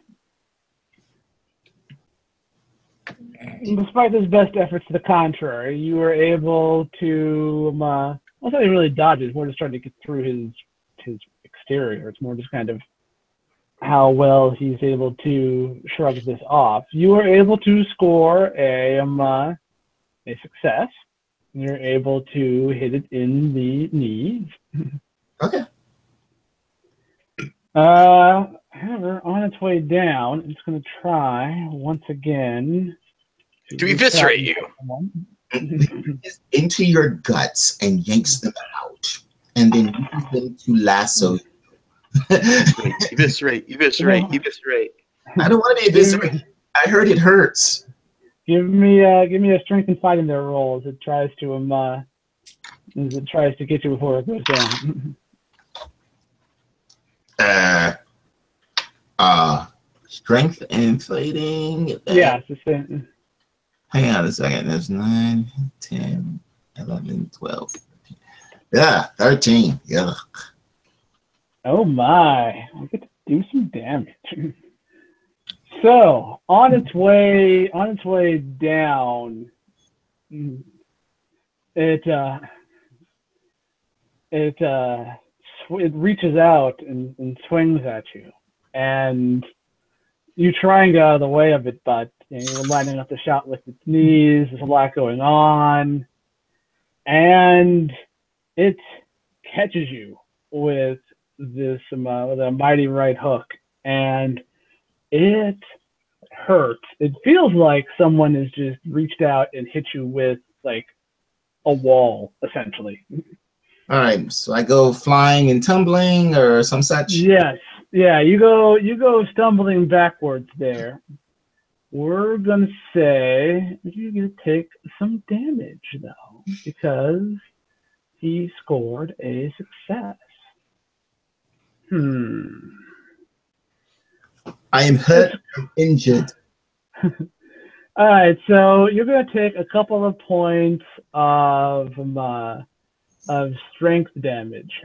So that's what the since there are no hit points, damage affects your attributes. Your strength is temporarily a 4 until you can get some healing and rest there.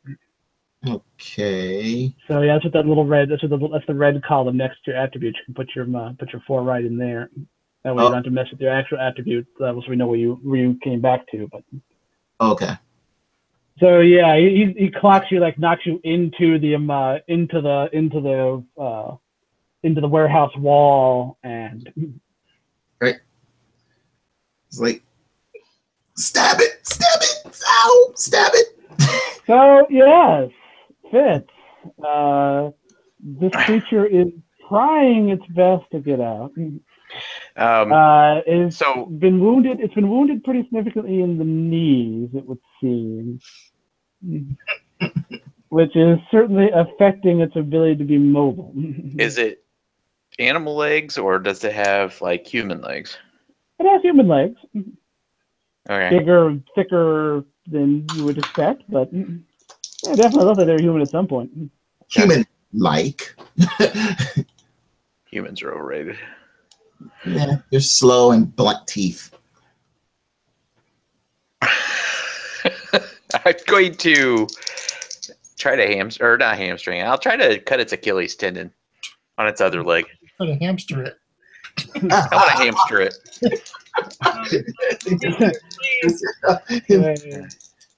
There's some Richard Gere territory. All right, so this is gonna be strength and fighting. You are no longer unarmed, so you don't get to use that. Okay. Oh, for goodness sake. 7 + 7, 14. Better what I rolled. Wait, was it? No, it wasn't. Never mind.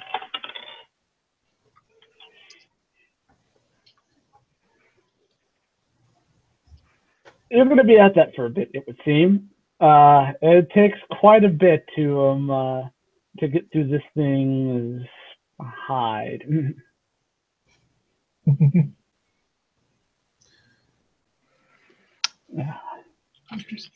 While you're doing that, let's Can I try use? and what? Go ahead. Sorry. What were you trying? What do you want to use?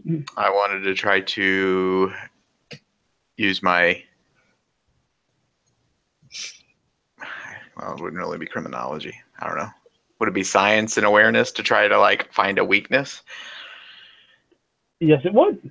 Or knowledge and awareness? No, I like science here because you're investigating this thing.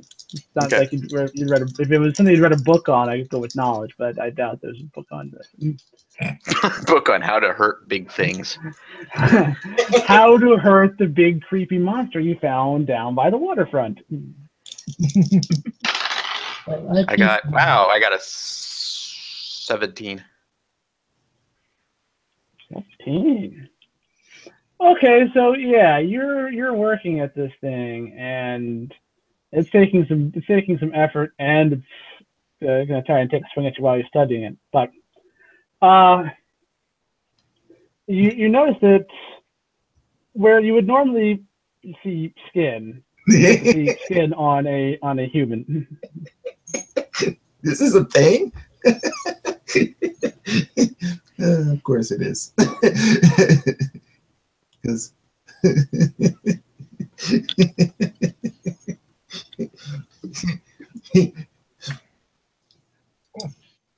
what our alien overlords will actually say is, damn, these fools wrote a book about everything.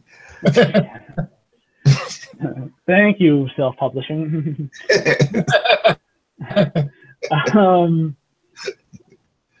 So yes, where you'd expect to see skin on a human is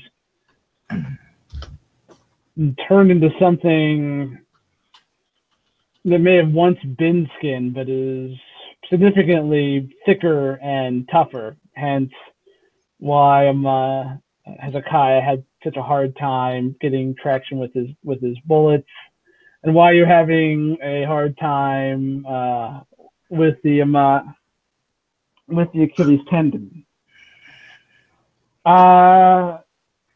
You do notice, however, that looking for a weak point.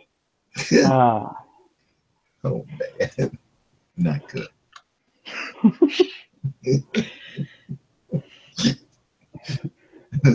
Oh damn. Not even gonna. Occupation, not good. Not even gonna click on that right now. You notice that when you're looking for a weak spot, that there's a definite ridge where the spine is. However, on either side of the spine, the hide there seems to be thinner. than elsewhere, maybe because of the ridging there, and therefore around that area would be more vulnerable to attack than the rest of it.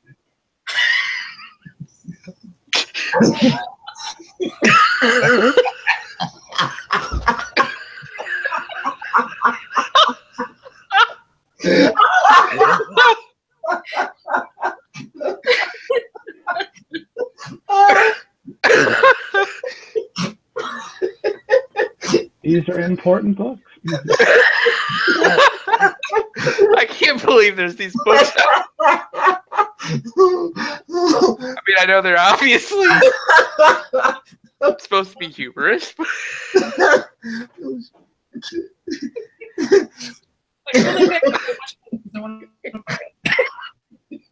Sorry, I derailed everything. Okay. So I like in the frequently bought together of the stray shopping carts of East North America. One of the books is called "Images You Should Not Masturbate To."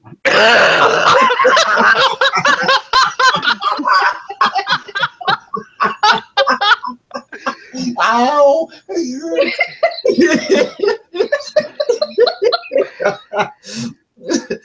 Oh, with the cat one, there's another one. There's a frequently bought together. It's called "I Could Pee on This" and other poems by cats. I actually have that book. Oh God! Sorry, I burped on your bed. I could be honest, I've got it somewhere. Oh God! Ow! Ouch! Ouch! Ouch! Wow. Sorry. Okay. So, Sorry. yes, the area around the spinal ridge seems to be stretched and is thinner, and therefore that area would be more vulnerable to attack. Oh, great! So I have to distract us so you can circle around behind it. Ah! It's okay. I'm ready. So basically, what you're saying is I have to stab it in the pooper. In the back. This is a bad. Dear, I don't In know. the back. Bad. While you're doing that, give me a strength and fighting roll. It's trying its best to stop you from both studying it and cut its Achilles tendon. Stop cutting my leg. 9 plus 7, 16. It's a close scrape, but you're able to stay out of its reach, which, given that Hezekiah just got flung into a building, is probably a good thing. Hurts, but I'm okay.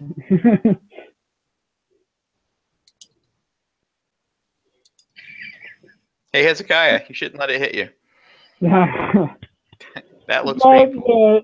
you're able to finally break through and get its Achilles tendon. You finally get a reaction from it. Ouch. Ow. It's more kind of a growl and whatnot. Thank you. We'll discuss your sage advice later.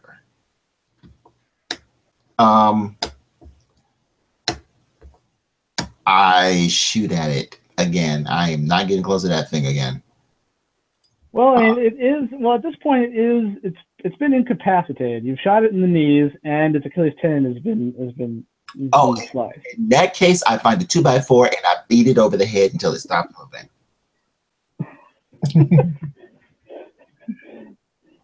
It takes a lot of beating before you finally get this thing to stop. Okay, not trying to kill it. I just need to be unconscious because seriously. Well, I think we need to take this back to the lab. What do you think? Because if Scotland Yard gets their hands on this, we're not getting him back. All right. We'll stick him in a cell and he'll break out. Assuming, How are we going to take him back successfully? I think we're going to have to kind of drag him. Here, take these ropes I found. They're just sitting there. and yeah, we'll loop like this. We'll loop him around like that. And you grab one side, I grab the other, and we're walking. Okay. We're walking, we're dragging the big giant beast through the alleys. All right. So you guys are doing that.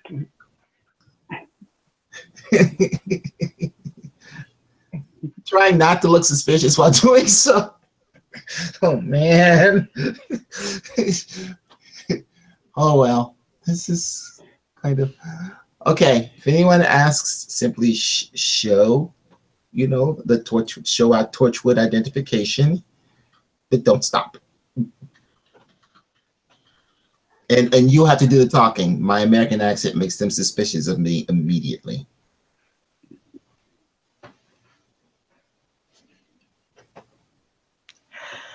Okay.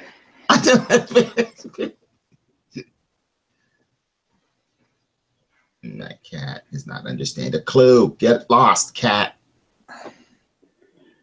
All right. So while you guys are weekend at Bernieing this guy back to Torchwood headquarters. We will cut to the Featherston house.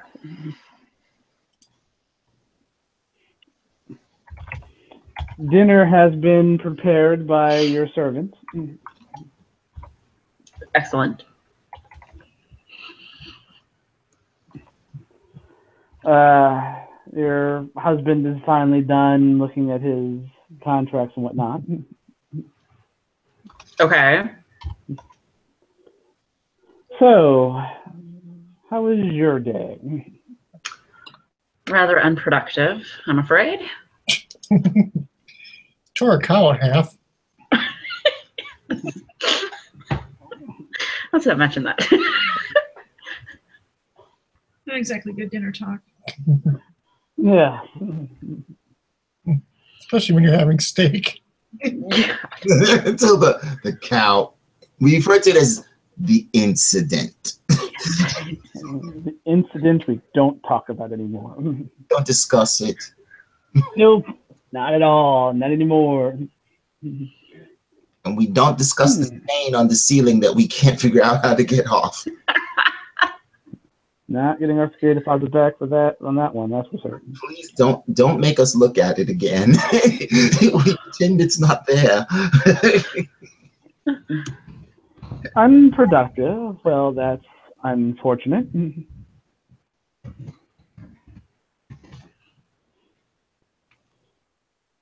So what is it that you do there anyway?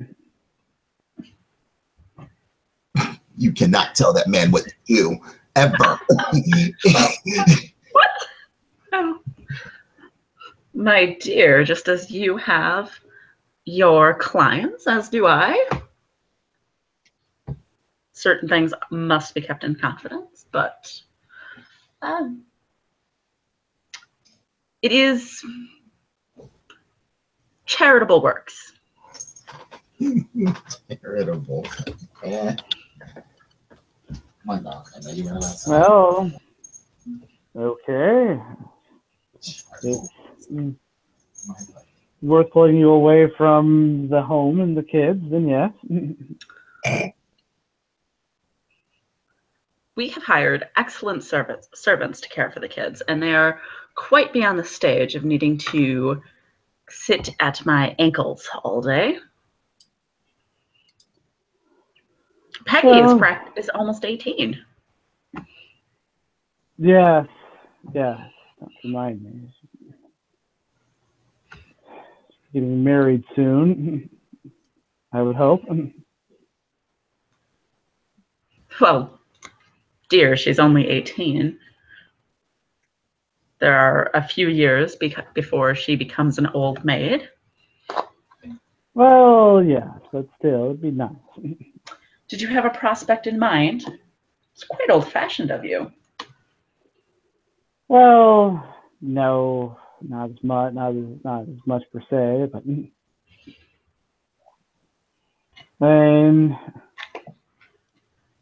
Yes, that's one of the things you worry about.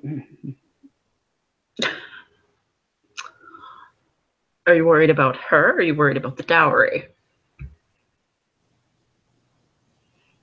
Well, that's just simply the cost of doing business. I'm sure it'll be fine. Well, it seems the most recent fashion is to let a girl choose her own husband. Well, That's crazy. Completely crazy talk.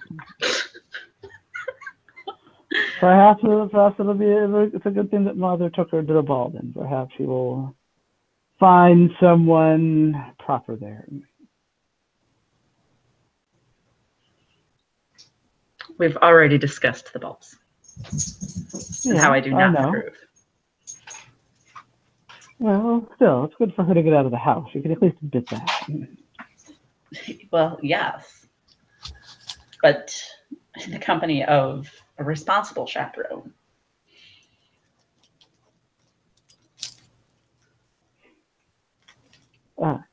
Mother will be fine. It's my mother. She raised me. She'll be fine. Well, that was before she was prescribed laudanum on a daily basis.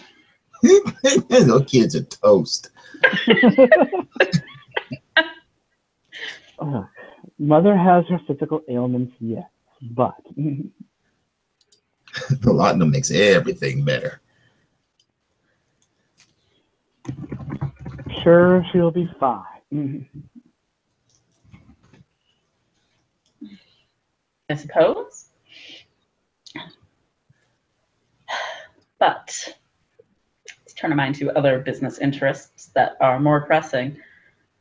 What is it you know of this Crest fellow that you're hoping to gain some traction in? Well, and I haven't met him personally, but according to Edward, he's kind of he's making quite the name for himself in proper circles, so to speak. Quite the savvy businessman. And no one really heard of him until about 6 months ago, and all of a sudden now he's just seems to be the name on everyone's tongue among the who's who there. He's everywhere. He's got quite the growing business portfolio. I think we could doing a lot of deals. Heard he's interested in in manufacturing as well. I'm quite proactively involved in those motorized carriage factories down in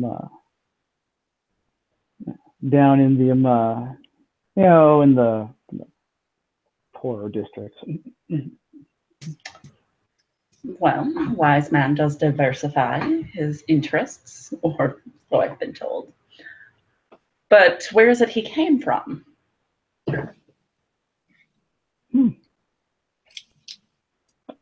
I don't rightly know. And I suppose if I meet him, I can ask him. It's just, like I said, I hadn't heard him until I hadn't really heard of him until this case had popped up, or until this client popped up here. And like I said, I don't know that Edward's met him yet, but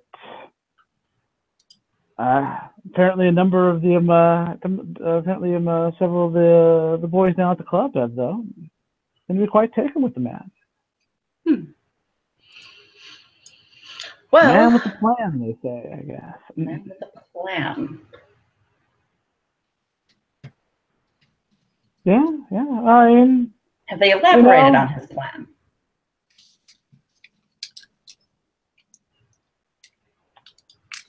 some kind of some kind of revitalization plan. There's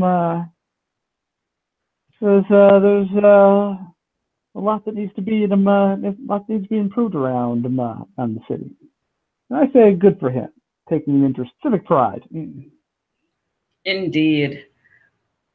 Fascinating. Well, when it becomes convenient, after you secured him as a client, of course, I think a dinner party might be in order.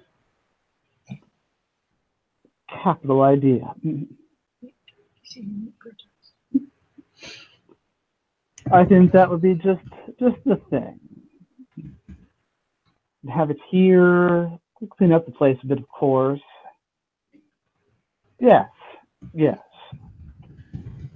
I think I can definitely sell that. I think I can definitely sell that, and it'd be nice to hobnob a bit. I can maybe draw some more clients to the firm.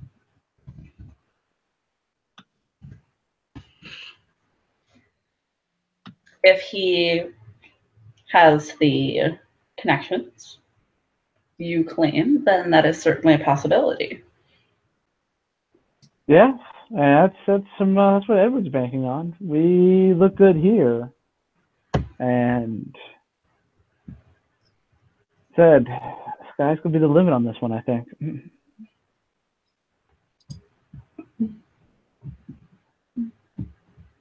Well, I look forward to it, dear HRPs. Fine.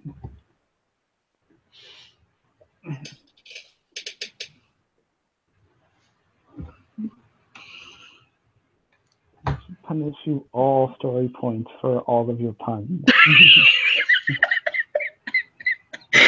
Like, oh look, weird creature things show up all over the place.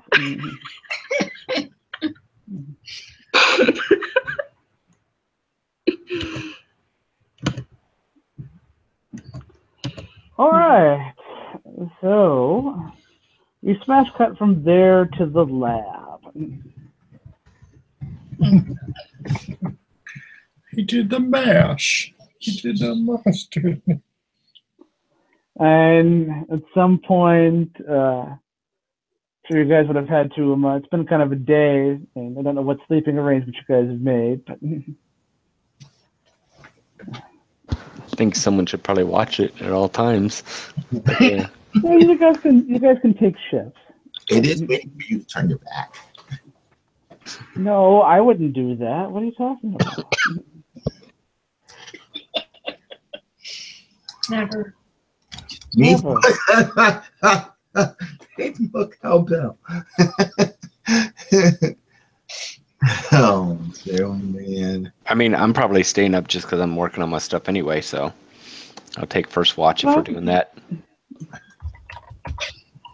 So the rat continues to shrink to a more normal size.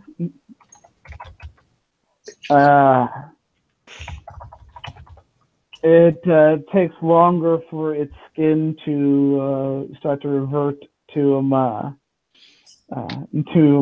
normal, but that process does begin.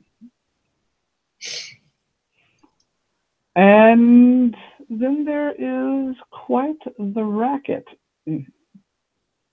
Not from the cage.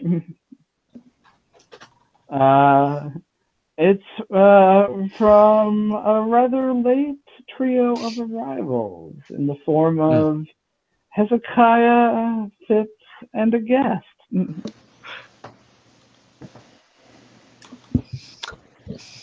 What have you brought us? And our guest. Yeah. You have a cage you can put him in? I don't know how This fast one it is goes. currently occupied, but I don't think it's quite big enough. Yeah. With respect, Doctor, you're far too calm. It took a lot of beating it over the head for it to finally be rendered unconscious, and it's only unconscious, and we had to stab it and shoot it a couple of times. Did the gloves come in handy? No, too many buckles. Have to ask Fitz about the details. He was very frustrated. Okay, less buckles. All right, I'll make another one. Yeah.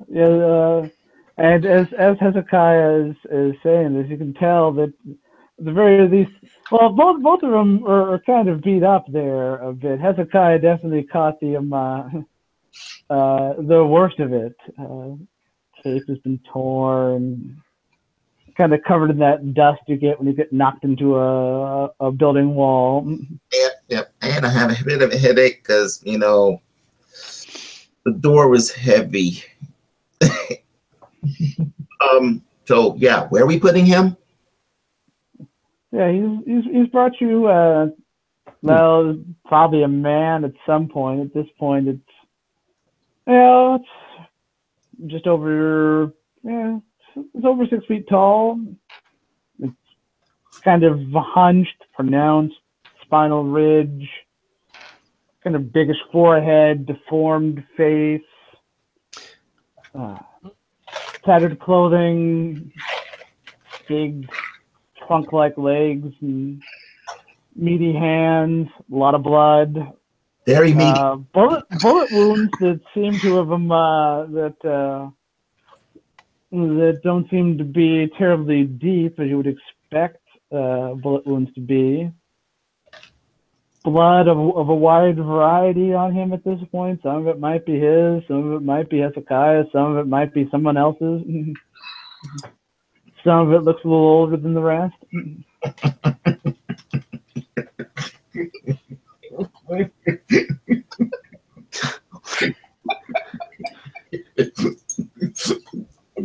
And then the nuclear bomb goes off and wipes you all out because of puns.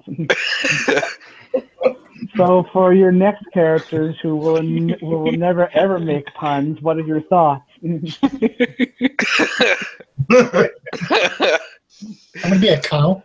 It's all what about an entire game of cows? Can't really be surprised. It'd be like Watership Down, but with cows. That's the cow level of Diablo. We're not going there. That'd be a big old tearjerker from that. I heard he went to the warehouse.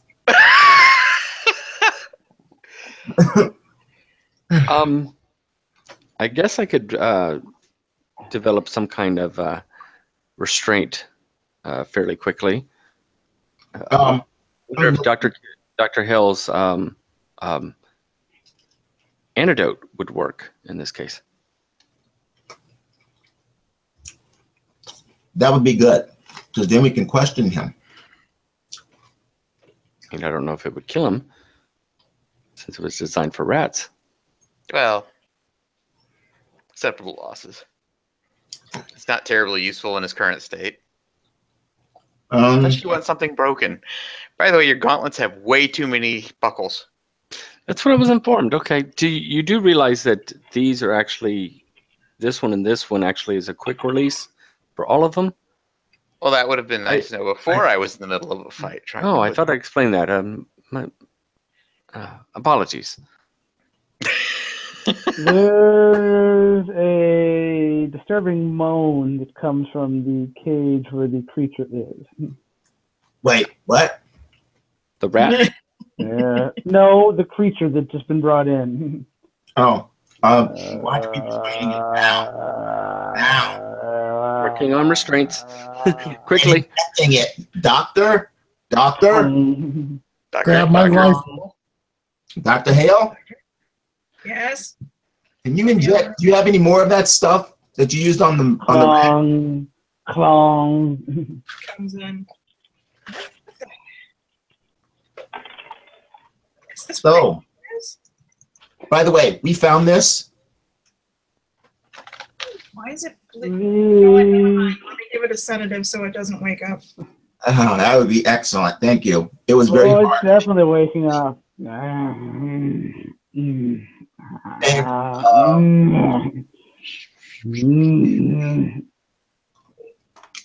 Clang! As it punches the cage.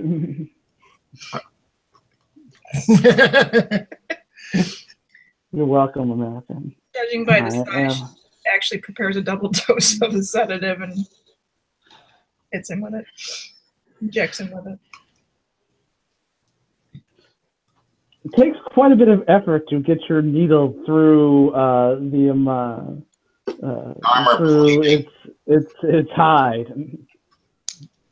Uh-oh. In fact, you have to I think there is no initiative. I decide who goes first. And guess what? This order is everyone goes, and then the people who made puns go last. Pretty much all of us are in trouble. Pretty much, yeah. That's right. It's like, oh look, it's talkers, it's doers, it's runners, it's fighters, punners. That's right there in the book, guys. I don't know. I don't make the rules. I just enforce them. Mm-hmm. That's how it is, guys. So yeah, there's a pretty significant dent in the cage where this thing is kind of reflexively punched it.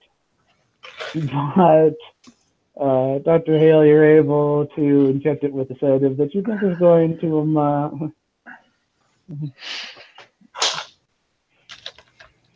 keep it down for a bit. Hard to tell with its metabolism and whatnot. Still working on those restraints.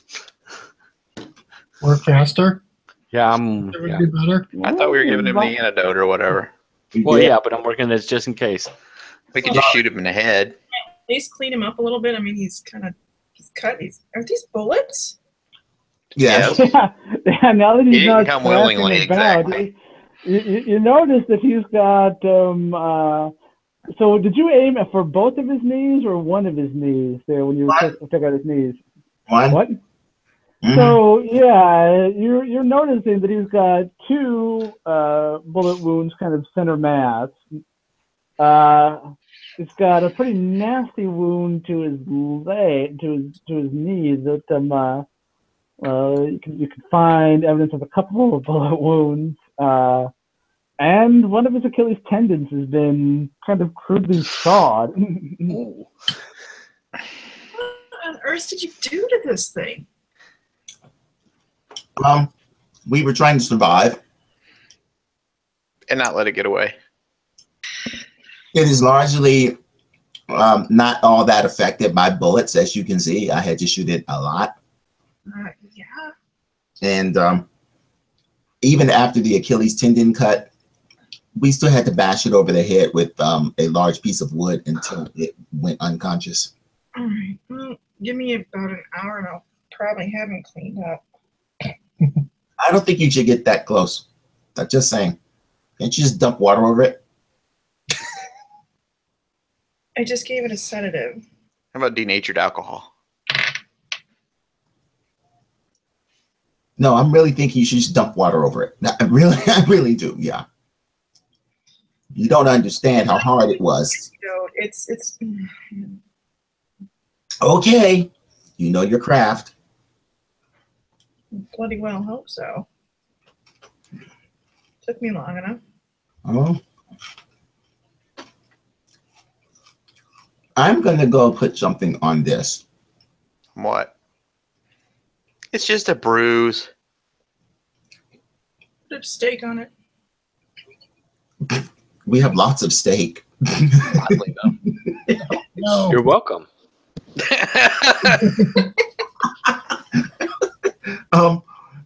Well, let me get to that. First, actually, I just want I want a drink.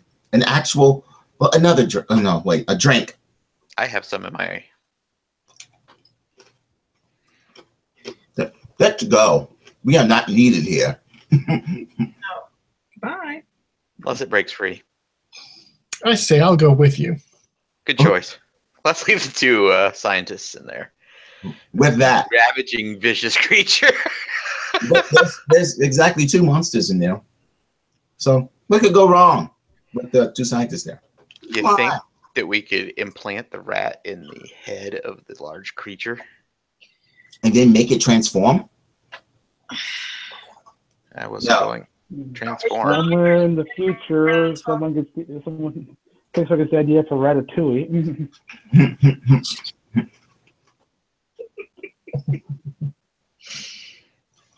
Somewhere in the future, someone's named Master Blaster.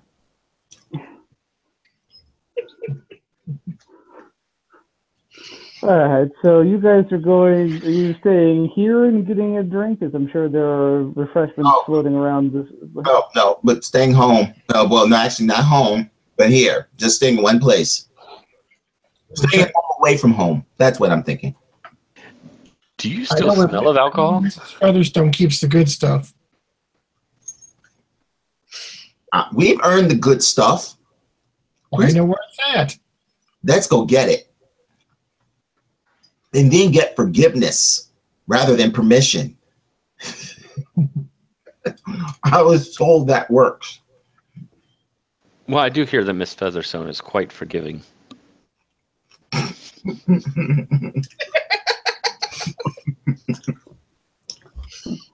So, on that note, the lies we talk about amongst ourselves. well, we cut to the Featherstone house. It is very late at this point. I don't know what are the habits of the Featherstone house. Do you burn the midnight oil or turn it at a reasonable time?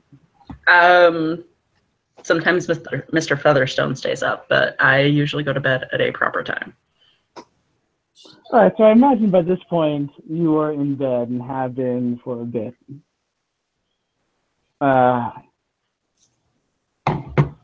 There is a knock at your bedroom door. Okay. And unusual. Well, and your husband comes in soon thereafter. Is this gonna like evolve into porn? No. Because I feel like this is very like Victorian porn setup. No. Okay. Just checking. No. Your husband comes in. Margaret, sorry. Oh, it was in the knock at my bedroom door. All right, now I'm following. I'm like, okay, that's odd that he's knocking, but okay, I guess. Yeah. Following now. Margaret. Oh, what is it, dear? There is a runner from your Torchwood place. And he's banging on the doors at all hours. And he says that your people have brought something that you should probably see. He wouldn't go into details. He's not very forthcoming. He made it sound like it was urgent. Of course it's urgent. Everything's urgent. Is he still here? Yes. He's in the foyer. I didn't let him into the rest of the house, of course. Tell him that to hail a cab, and I will be there shortly. I was like, you're going to go there at this time of night? Well, if it's an emergency. She says it in the tone of voice where she doesn't believe it's an emergency. Then I have little choice.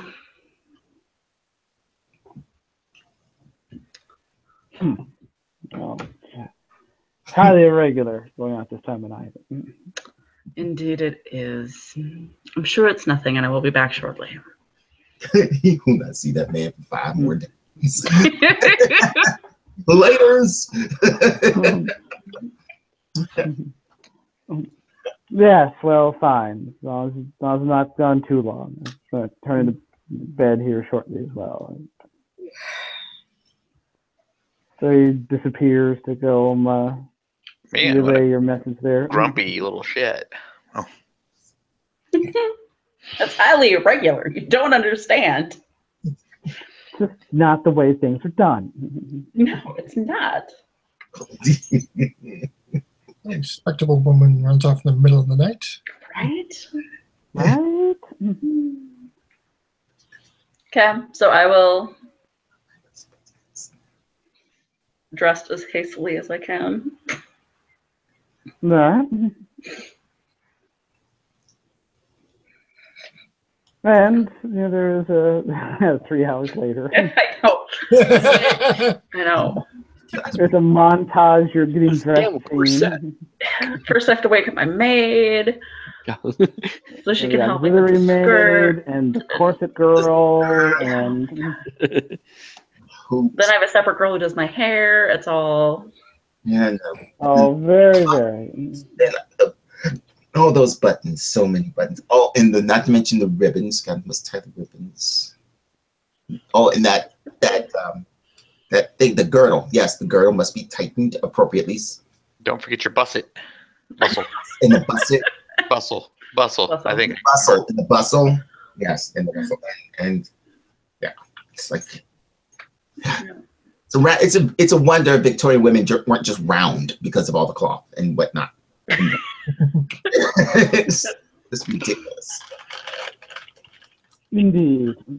So yes, you're able to dress as fast as possible with the help of your assistant and your servant, who most of whom had to be woken up as well.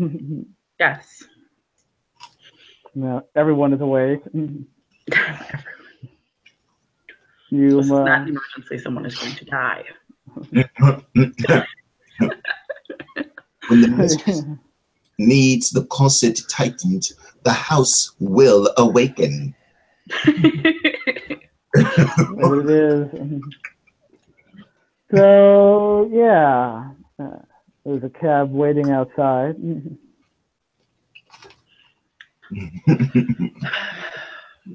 I shall direct him to the institute. Yes. The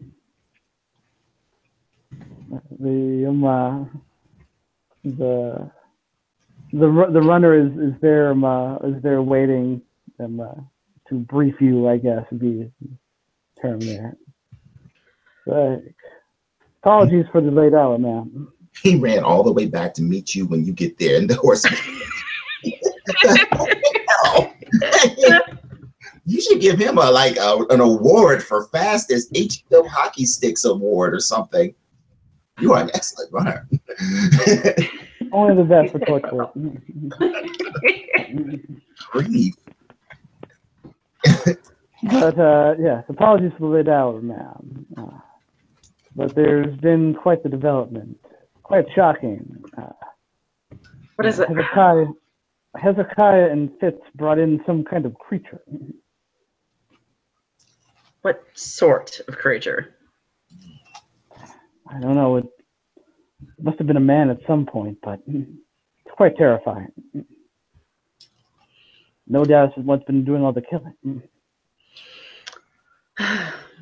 Well, leave it to them to bring it in at an inappropriate hour such as this. We shall see about that. Damn it, you are so Victorian right now. Annoyed that you haven't caught the creature, annoyed that you did catch the creature. Yes. Lester's my spirit animal. I can't help it. All right.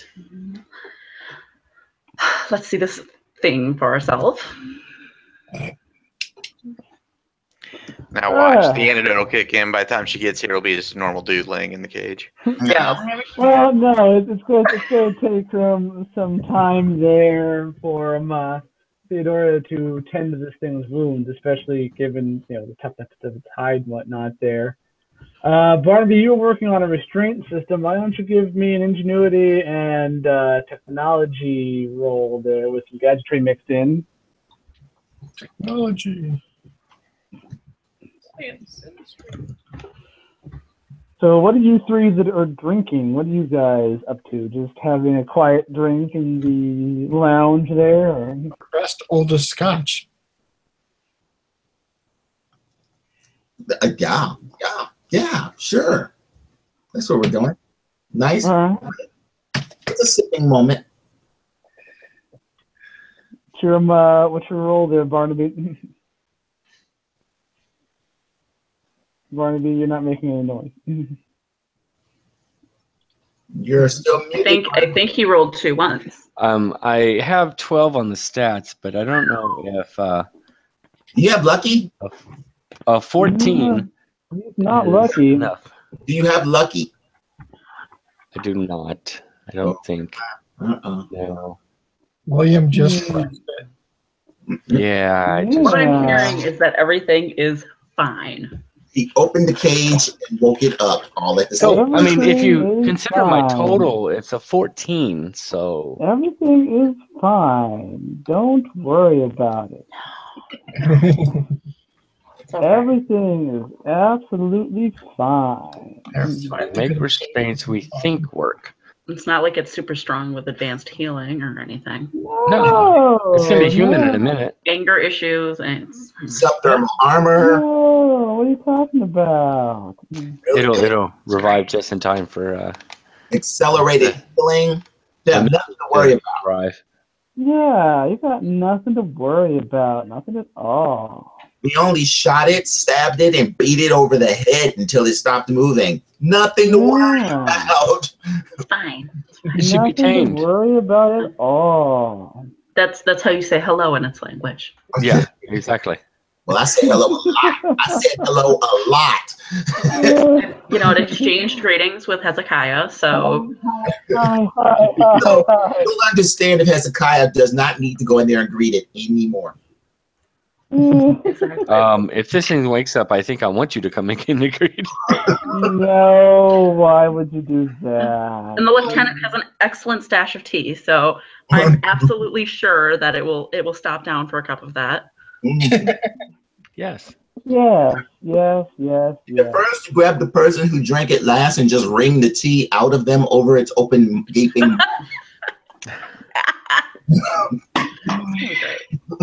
Yeah. Okay, I like this. So, you are designing restraint. Yes. And I assume the goal is to put them on once you... Yes, my intent in the restraints, I know that's not going to work now, but was to make them where they could expand and shrink based on, if it grew, then they would kind of interlocking would expand and then they would sink back to regular human size when he shrunk. But that was my intent. But yes, I'm now hooking those up to him just for safety. Or now hooking those up to them. Yeah, because Yeah. Insatiable curiosity too. I have to be the one right there and do it. Of course you do. So my next character, folks, I'm going to actually go with a fighter. So it grabs you by your face. And then interesting. Face. I like it. You're paying for I don't know if you've seen my picture. I'm very scrawny. So the very definition of unathletic. So, so Theodore, you are there. You're working on this creature's wounds because those would certainly need to be healed up before you revert this character back to human. Otherwise, they're probably terribly fatal if he's a normal human. I mean, he's been shot like 5 times and has the Achilles tendon ruptured. Barnaby, you go in to start putting on your magic adjustable cups. And so you could have slept on there. Fine. It looked quite nice as you slapped them on. But as you put them on him, they start to tighten. Okay. Yeah, they're tightening on this creature. They're supposed to tighten, Watching. They're keep tightening excessively. Yeah. Oh yeah, they're tightening restrictively. So yeah, Theodore, you hear this kind of noise, and you look over to where Barnaby is, and those things are starting to kind of compress. Oh, it's not supposed to do that. I must have switched the compressor. No. Loosen this. No. Can I just break it? Or can I get it to stop? It's a horrifying cow incident all over again, except not a cow. And not intentional. I swear he had feet and hands when we brought him in. There is an emergency release that you can do, but it's going to completely pop these things off, and you have to take them back to the drawing board. Dr. Hill, I'm assuming you would like to leave the hands intact? That would be preferable. Okay. All right. Yeah. Flip the emergency release. I will go work on these. Oh, okay. As you do, you're pulling them off. Oh, but there's more, yeah.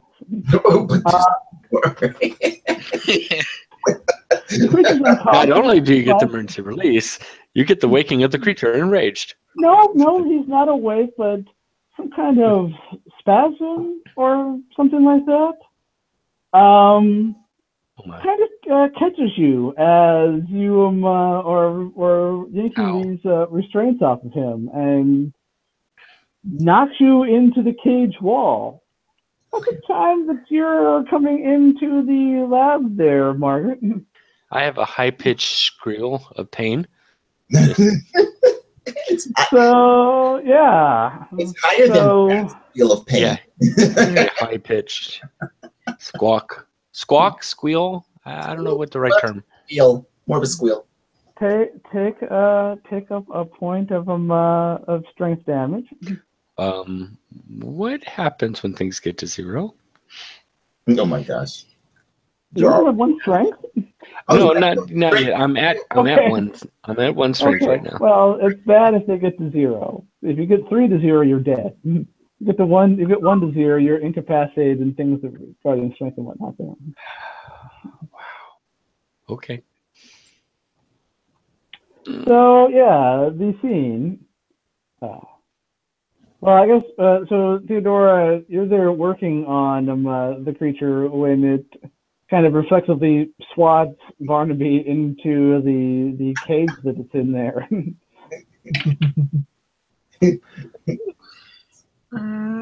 Great. I think it's amazing that squeal managed to hit the resonance frequency of this crystal decanter. That makes me sad. I'm sorry. I'm concerned about your well-being as well. Yes, that's right. I broke something, I think. Is he stunned or unconscious, or is he just dazed? I think he was in some pain. He's not unconscious or stunned. He's shaken. He's shaken, but not stirred. I have to go see what's happening. I get up and walk in the lab. My high-pitched squeal probably pierces into the next room. So yeah. Oh, it really does. Yep. What's your Dr. Hale. That must be Dr. Hale screaming. That must be Dr. Hale. We should check on him. Yes, let's check. Yes, we have. No, Dr. Hale is Rachel's character. I know, right? We have to check on her. We'll check on her. We have to check on her. We actually go to check on her because she's a woman. We want to save her. Even. So, Margaret, what? What'd you say? I said as soon as they walk into the room, I point at Was that you?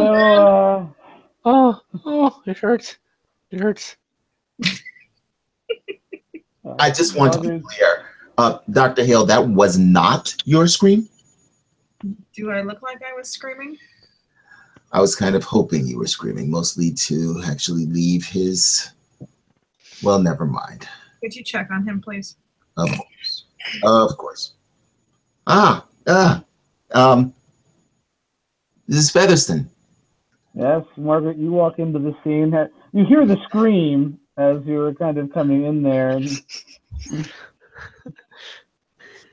You see there's a rather nice brass cage brass and steel cage that Barnaby made for the rat. With a damp in it. Looks like it was being worked on. In a much larger cage, there is a rather large and brutish-looking creature. Appears to be mostly unconscious. Dr. Hale seems to be working on some injuries that it has suffered. Meanwhile, Hezekiah, Fogwood, and Fitz seem to be checking on Barnaby, who is We're pulling him out of there. He's currently pulling him out of this cage.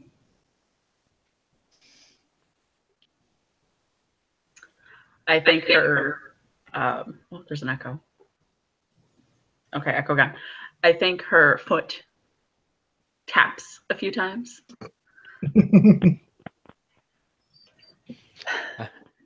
Is he alive? Yeah. It came out of nowhere. I don't know what happened. He was laying there. Wait, what? Like, he was just laying there, right? Yeah. The cuffs, restraints too tight. I released and he jerked, and I landed over there. I think it's broken. Something's broken, I think. All right, I'll take it. It's probably not broken. But. It's probably not broken. It's just bruised. Yes, I'm sure it is.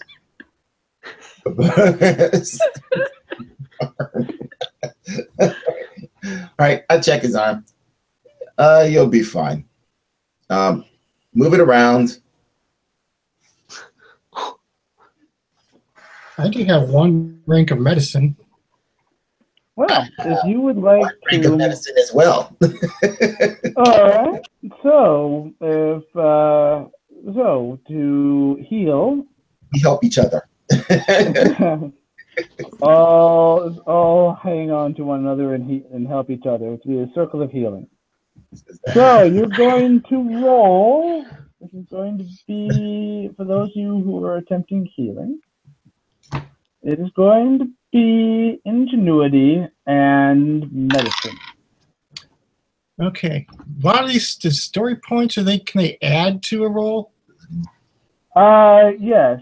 There are many ways you can spend story points. You can spend them to actually add dice to a roll.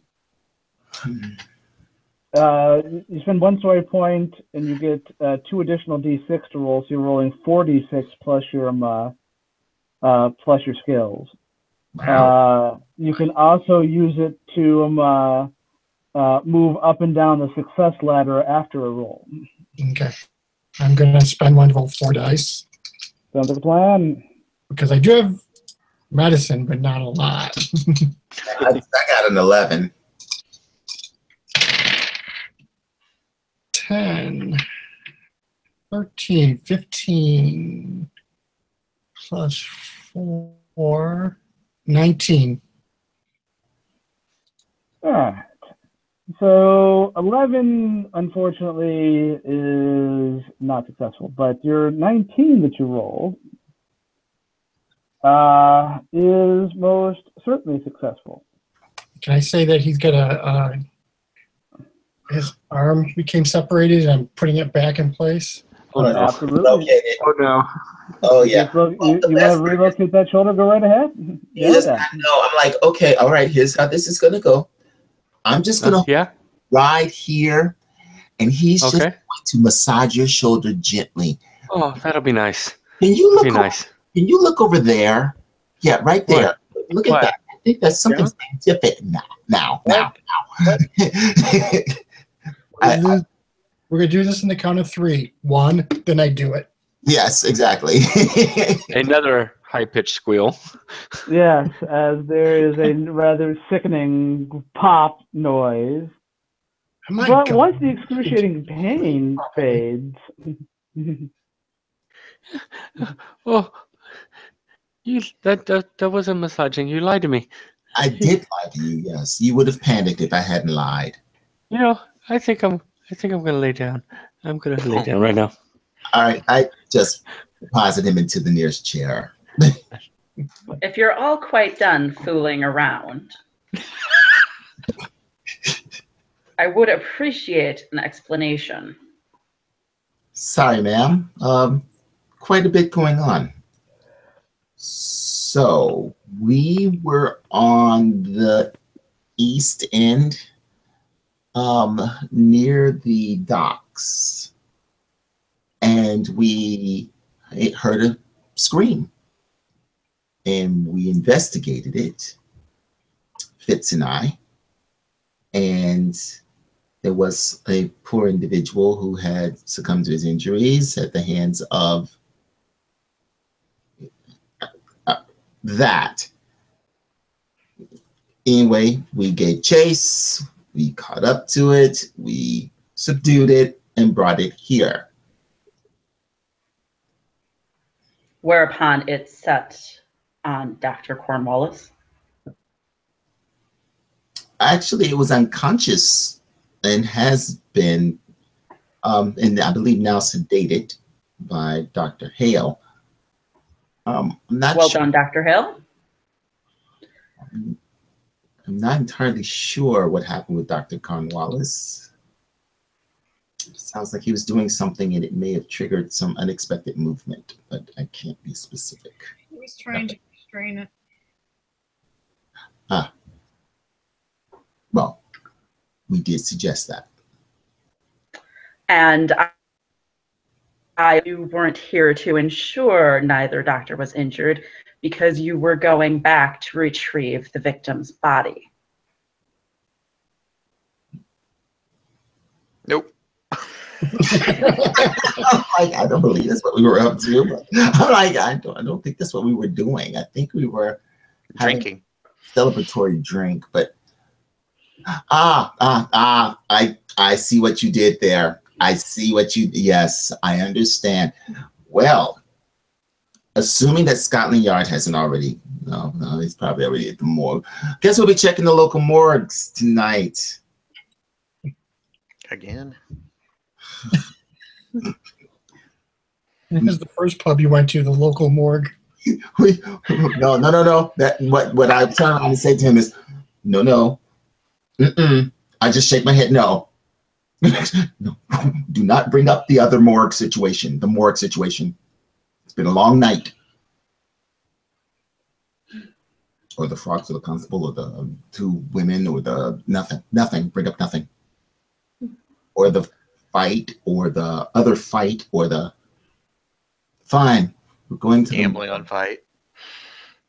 We've had a very long, busy night. Hey, and we get to go to the morgue and argue with the guy who took his body there. Oh, I can barely wait. Madam, my life is full of nothing but excitement since you entered it. I grind it out between my teeth. While you are visiting the morgue. There's more? I mean, of course, madam. I expect that you've also questioned the witness. The young woman. Madam, with respect, the creature was on the move. We had to run to pursue it very directly, otherwise we would have lost it. And even then, it required some convincing to join us for this lovely moment that we're all enjoying. I stumble over the word enjoying. So, forgive me if we did not quite observe all of the familiar and comfortable protocols with which we have become accustomed. Frankly, we were tired. But, okay. We'll go and handle that too. We know which pub it was. Thank you, Mr. James. You're welcome, madam. But he says it in a way that means that you're not actually welcome. She has already dismissed you and turned her attention to the creature.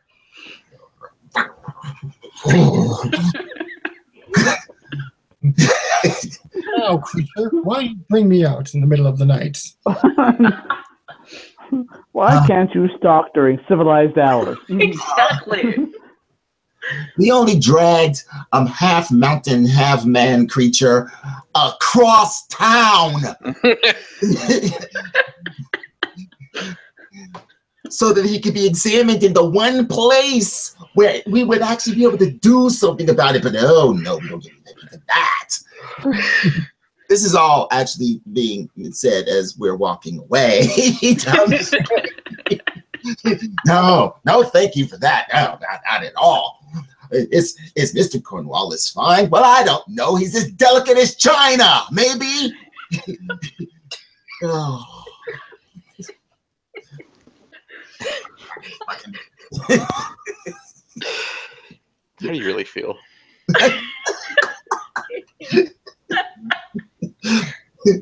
So yes, we stop back there.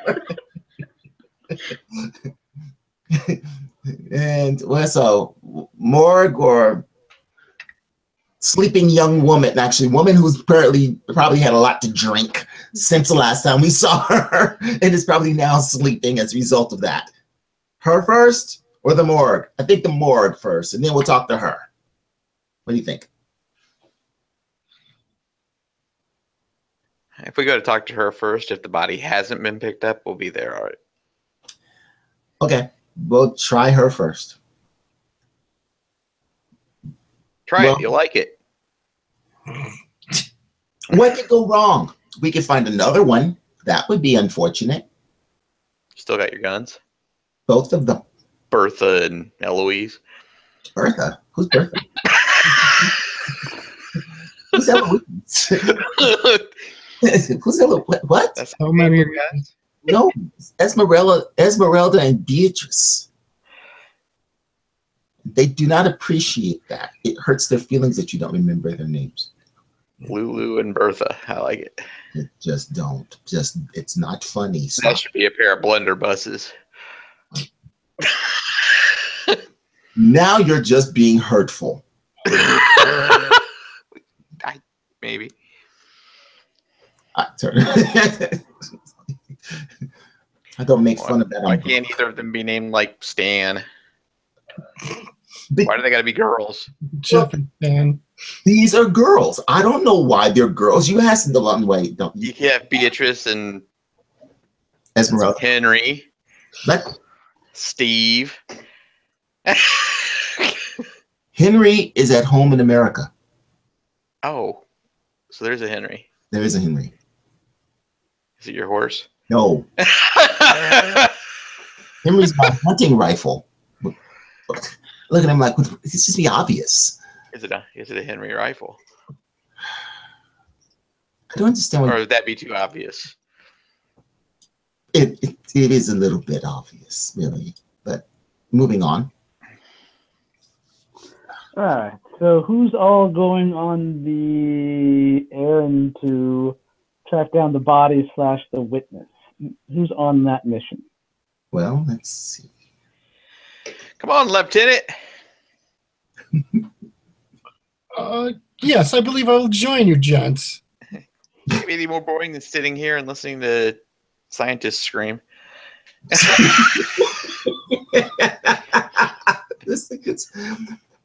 And bureaucrats. The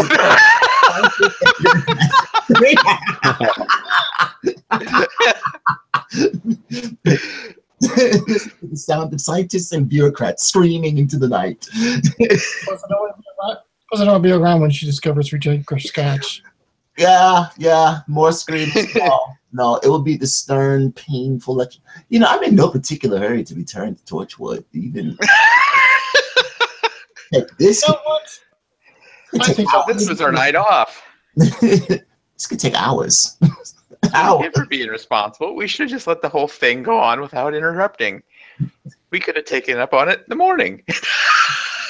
During respectable hours. Exactly. And that would have been the same thing to do. In the future, we will not make this mistake. No.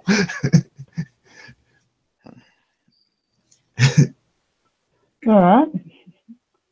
So you guys are heading out. Can you believe the way that guy screamed? Jeez. It was most penetrating, like an ice pick being driven deep into your brain. I wonder if he might be a, what do they call those boys in the Vienna choir?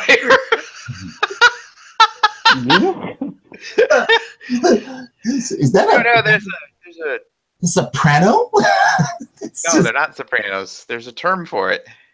Vibrato? No, vibrato is a kind of thing. Now I gotta go look it up. Doggone it. And the Google, it helps us yet again. Vibrato. A vibrato? Castrato, because they're castrated. Oh, because normally they're castrated. Yes, you're right. Men don't get to sing those parts anymore. That's true, because we don't castrate children anymore. Not a eunuch.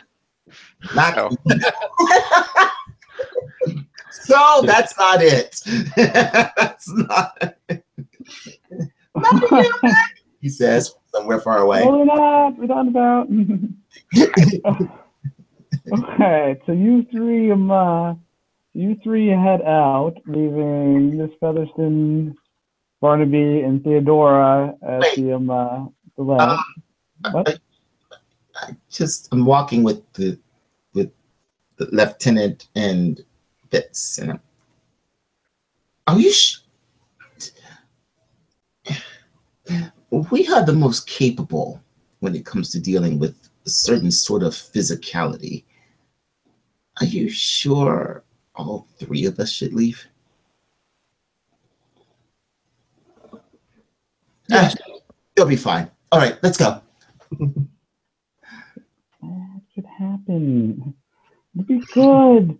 There's just an unstoppable beast in a cage. No matter what choice we make, it will be the wrong one. Why are you still here? Weren't you supposed to be doing something? It's like you should start saying things like, "You're sucking up all of my precious oxygen, and couldn't you do that at a more civilized hour?" Well, there is Annoyed that you stayed behind to help contain the creature. Annoyed that you didn't stay behind to help contain the creature. Let's just go. Yes, that's a good. We will go. We will go forth on the last thing that we were sent off to do. No wonder her husband ignores her when she comes home. No, that's not it at all. He never actually had any actual power. Anyway, she runs that house too. Completely normal. Though I just can't wait for the laudanum-fueled grandma to actually drop off the kids. That's going to be comical. What could have gone wrong? I don't know where all of her buttons went.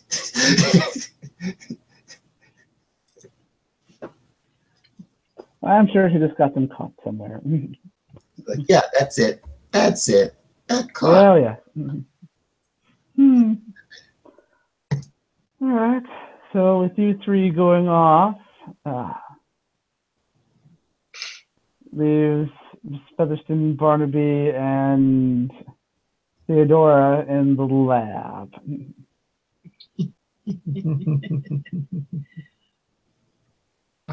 Yeah, I know, right?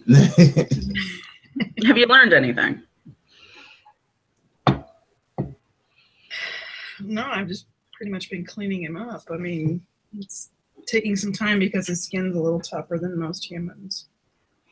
I believe the words I used was armor plated. Didn't the rat show accelerated healing? Yes. That's why I'm trying to get it clean, get this poor thing cleaned up as much as I can before it kicks in, because he wants to leave bullets in there. Lead poisoning? What's lead poisoning?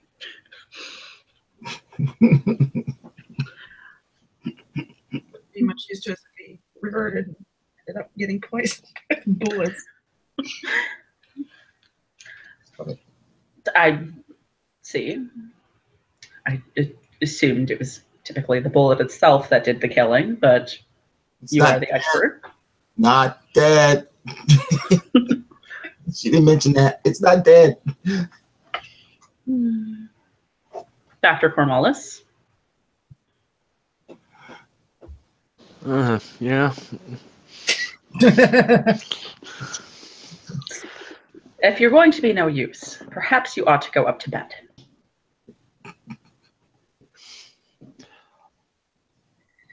Do you want No, something? I should be fine now. I'm only seeing one of you. Yeah, something for the pain would be delightful. How about some laudanum? That could. Go to your room. Any aspirin or you whip up something like that, invent it. Cocaine. Yeah, actually, cocaine, whatever does the trick. I will tell the servants to put on some tea. Tea. That will help. And I guess I get to try to redesign the restraints. Didn't go so well first time.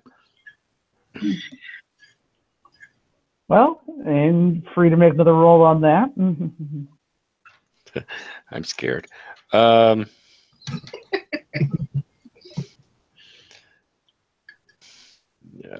Yeah, not those dice.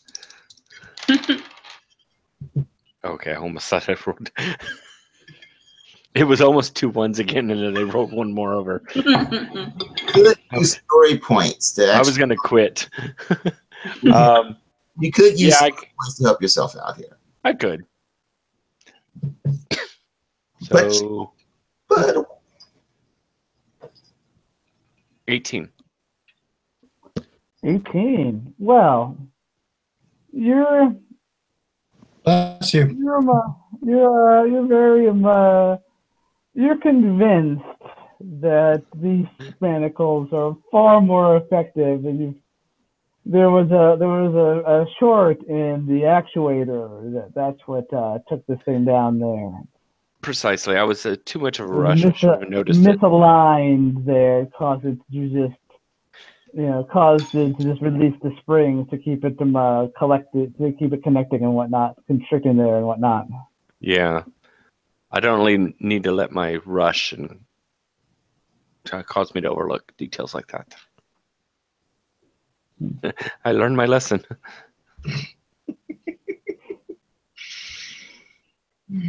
And I go try to restrain it a second time.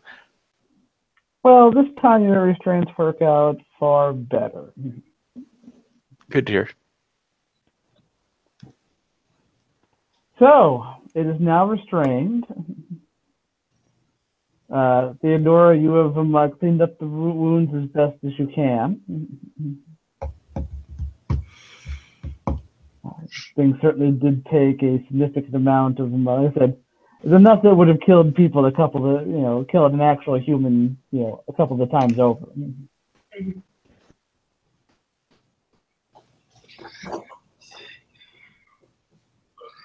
Well, let's see if the antidote will work. All right. Bigger needle this time. Bigger needle this time is a good idea. Let's see. Too much stabbing. Over the heart. Do it Pulp Fiction. Do it Pulp Fiction. Decided to go with the suppository the second time. Good news, everyone. It's a suppository.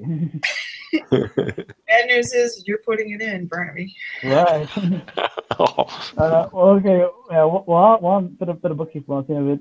Since there was a successful medicine roll, Barnaby, you could heal your strength back up. Oh, okay. Back up to normal, yeah. Okay. Good to know. Since you were successfully healed. And had you gone to 0 strength, since you asked, The character collapses to the floor, unable to even stand. The character has to be carried and will probably not have enough strength to defend or help himself. Oh, nice. Not that you need it, that you have much strength to do that anyway. So Right, I'm rocking a 2. So hitting 0 in an attribute is pretty bad. Can I lay you out on the other operating table? And it may be that your character develops a bad trait to reflect the lasting effects of hitting 0.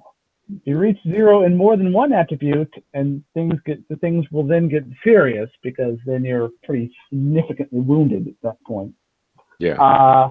If you would happen to hit 0 on 3 or more attributes, not only are you incapacitated, but you're pretty mangled and or essentially dying at that point. Good to know. I'll keep an eye on that. It is good to know. So it's one of those things that, you know, for a game system with a bazillion different supplements and whatnot, combat's pretty lightly regarded, and so is healing, because of course in Doctor Who, so much of what the enemies come to bear with are like instantly lethal. Oh, there's that. Oh no, that's a bookmark that fell out. Well, that wasn't important. All right, so you ingest with a much larger needle this time. Oh my. Wow. Isn't he spry? And much like the rodent that you tested things on, your patient starts to convulse wildly and starts to undergo immediate physical transformation. Seems to be regressing back towards a more human form. Meanwhile, are the three amigos, as it were. You guys were going. Where were you guys going first again? To see the girl. So we're going to see the girl.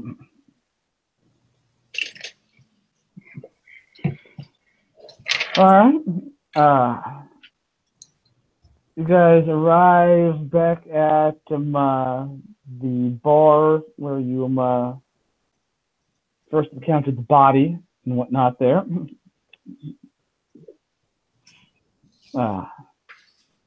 The body is gone.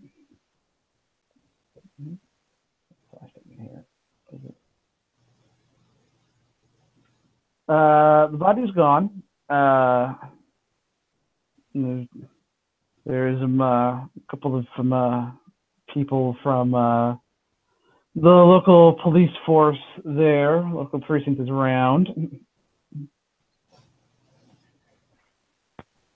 You do not see the girl. All right. I ask, I guess, have you seen a woman about this tall, wearing this, witnessed a murder? She's very agitated. Yeah.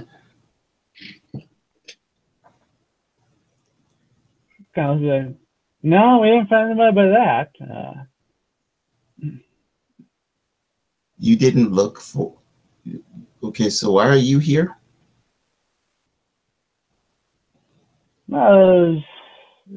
Sounds of a disturbance.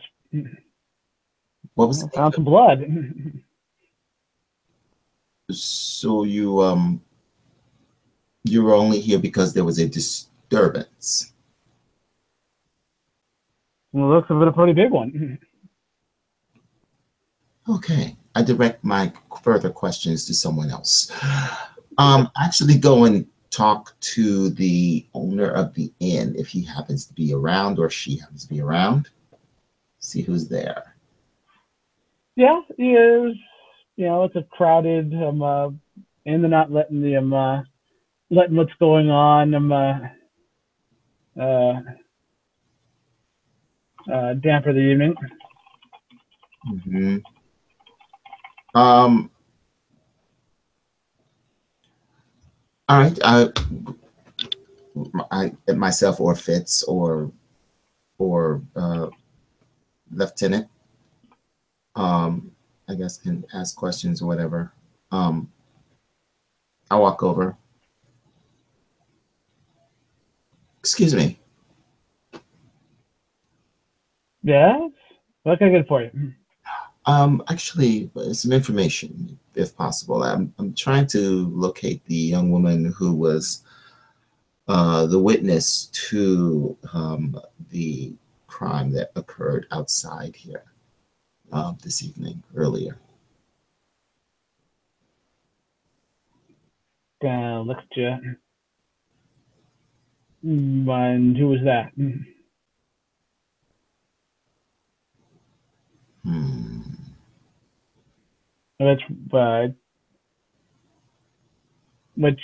Which girl are you looking for? The one who witnessed the murder and was screaming earlier. Oh, I heard some screaming outside.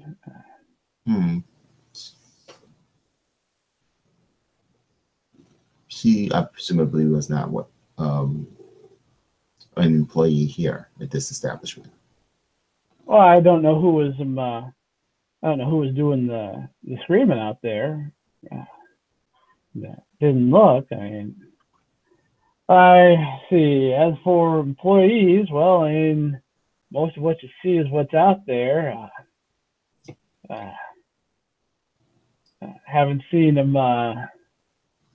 Juliet in a while. Maybe that's what you're looking for. Okay. Your concern for employees is a model to us all. Thank you. Okay.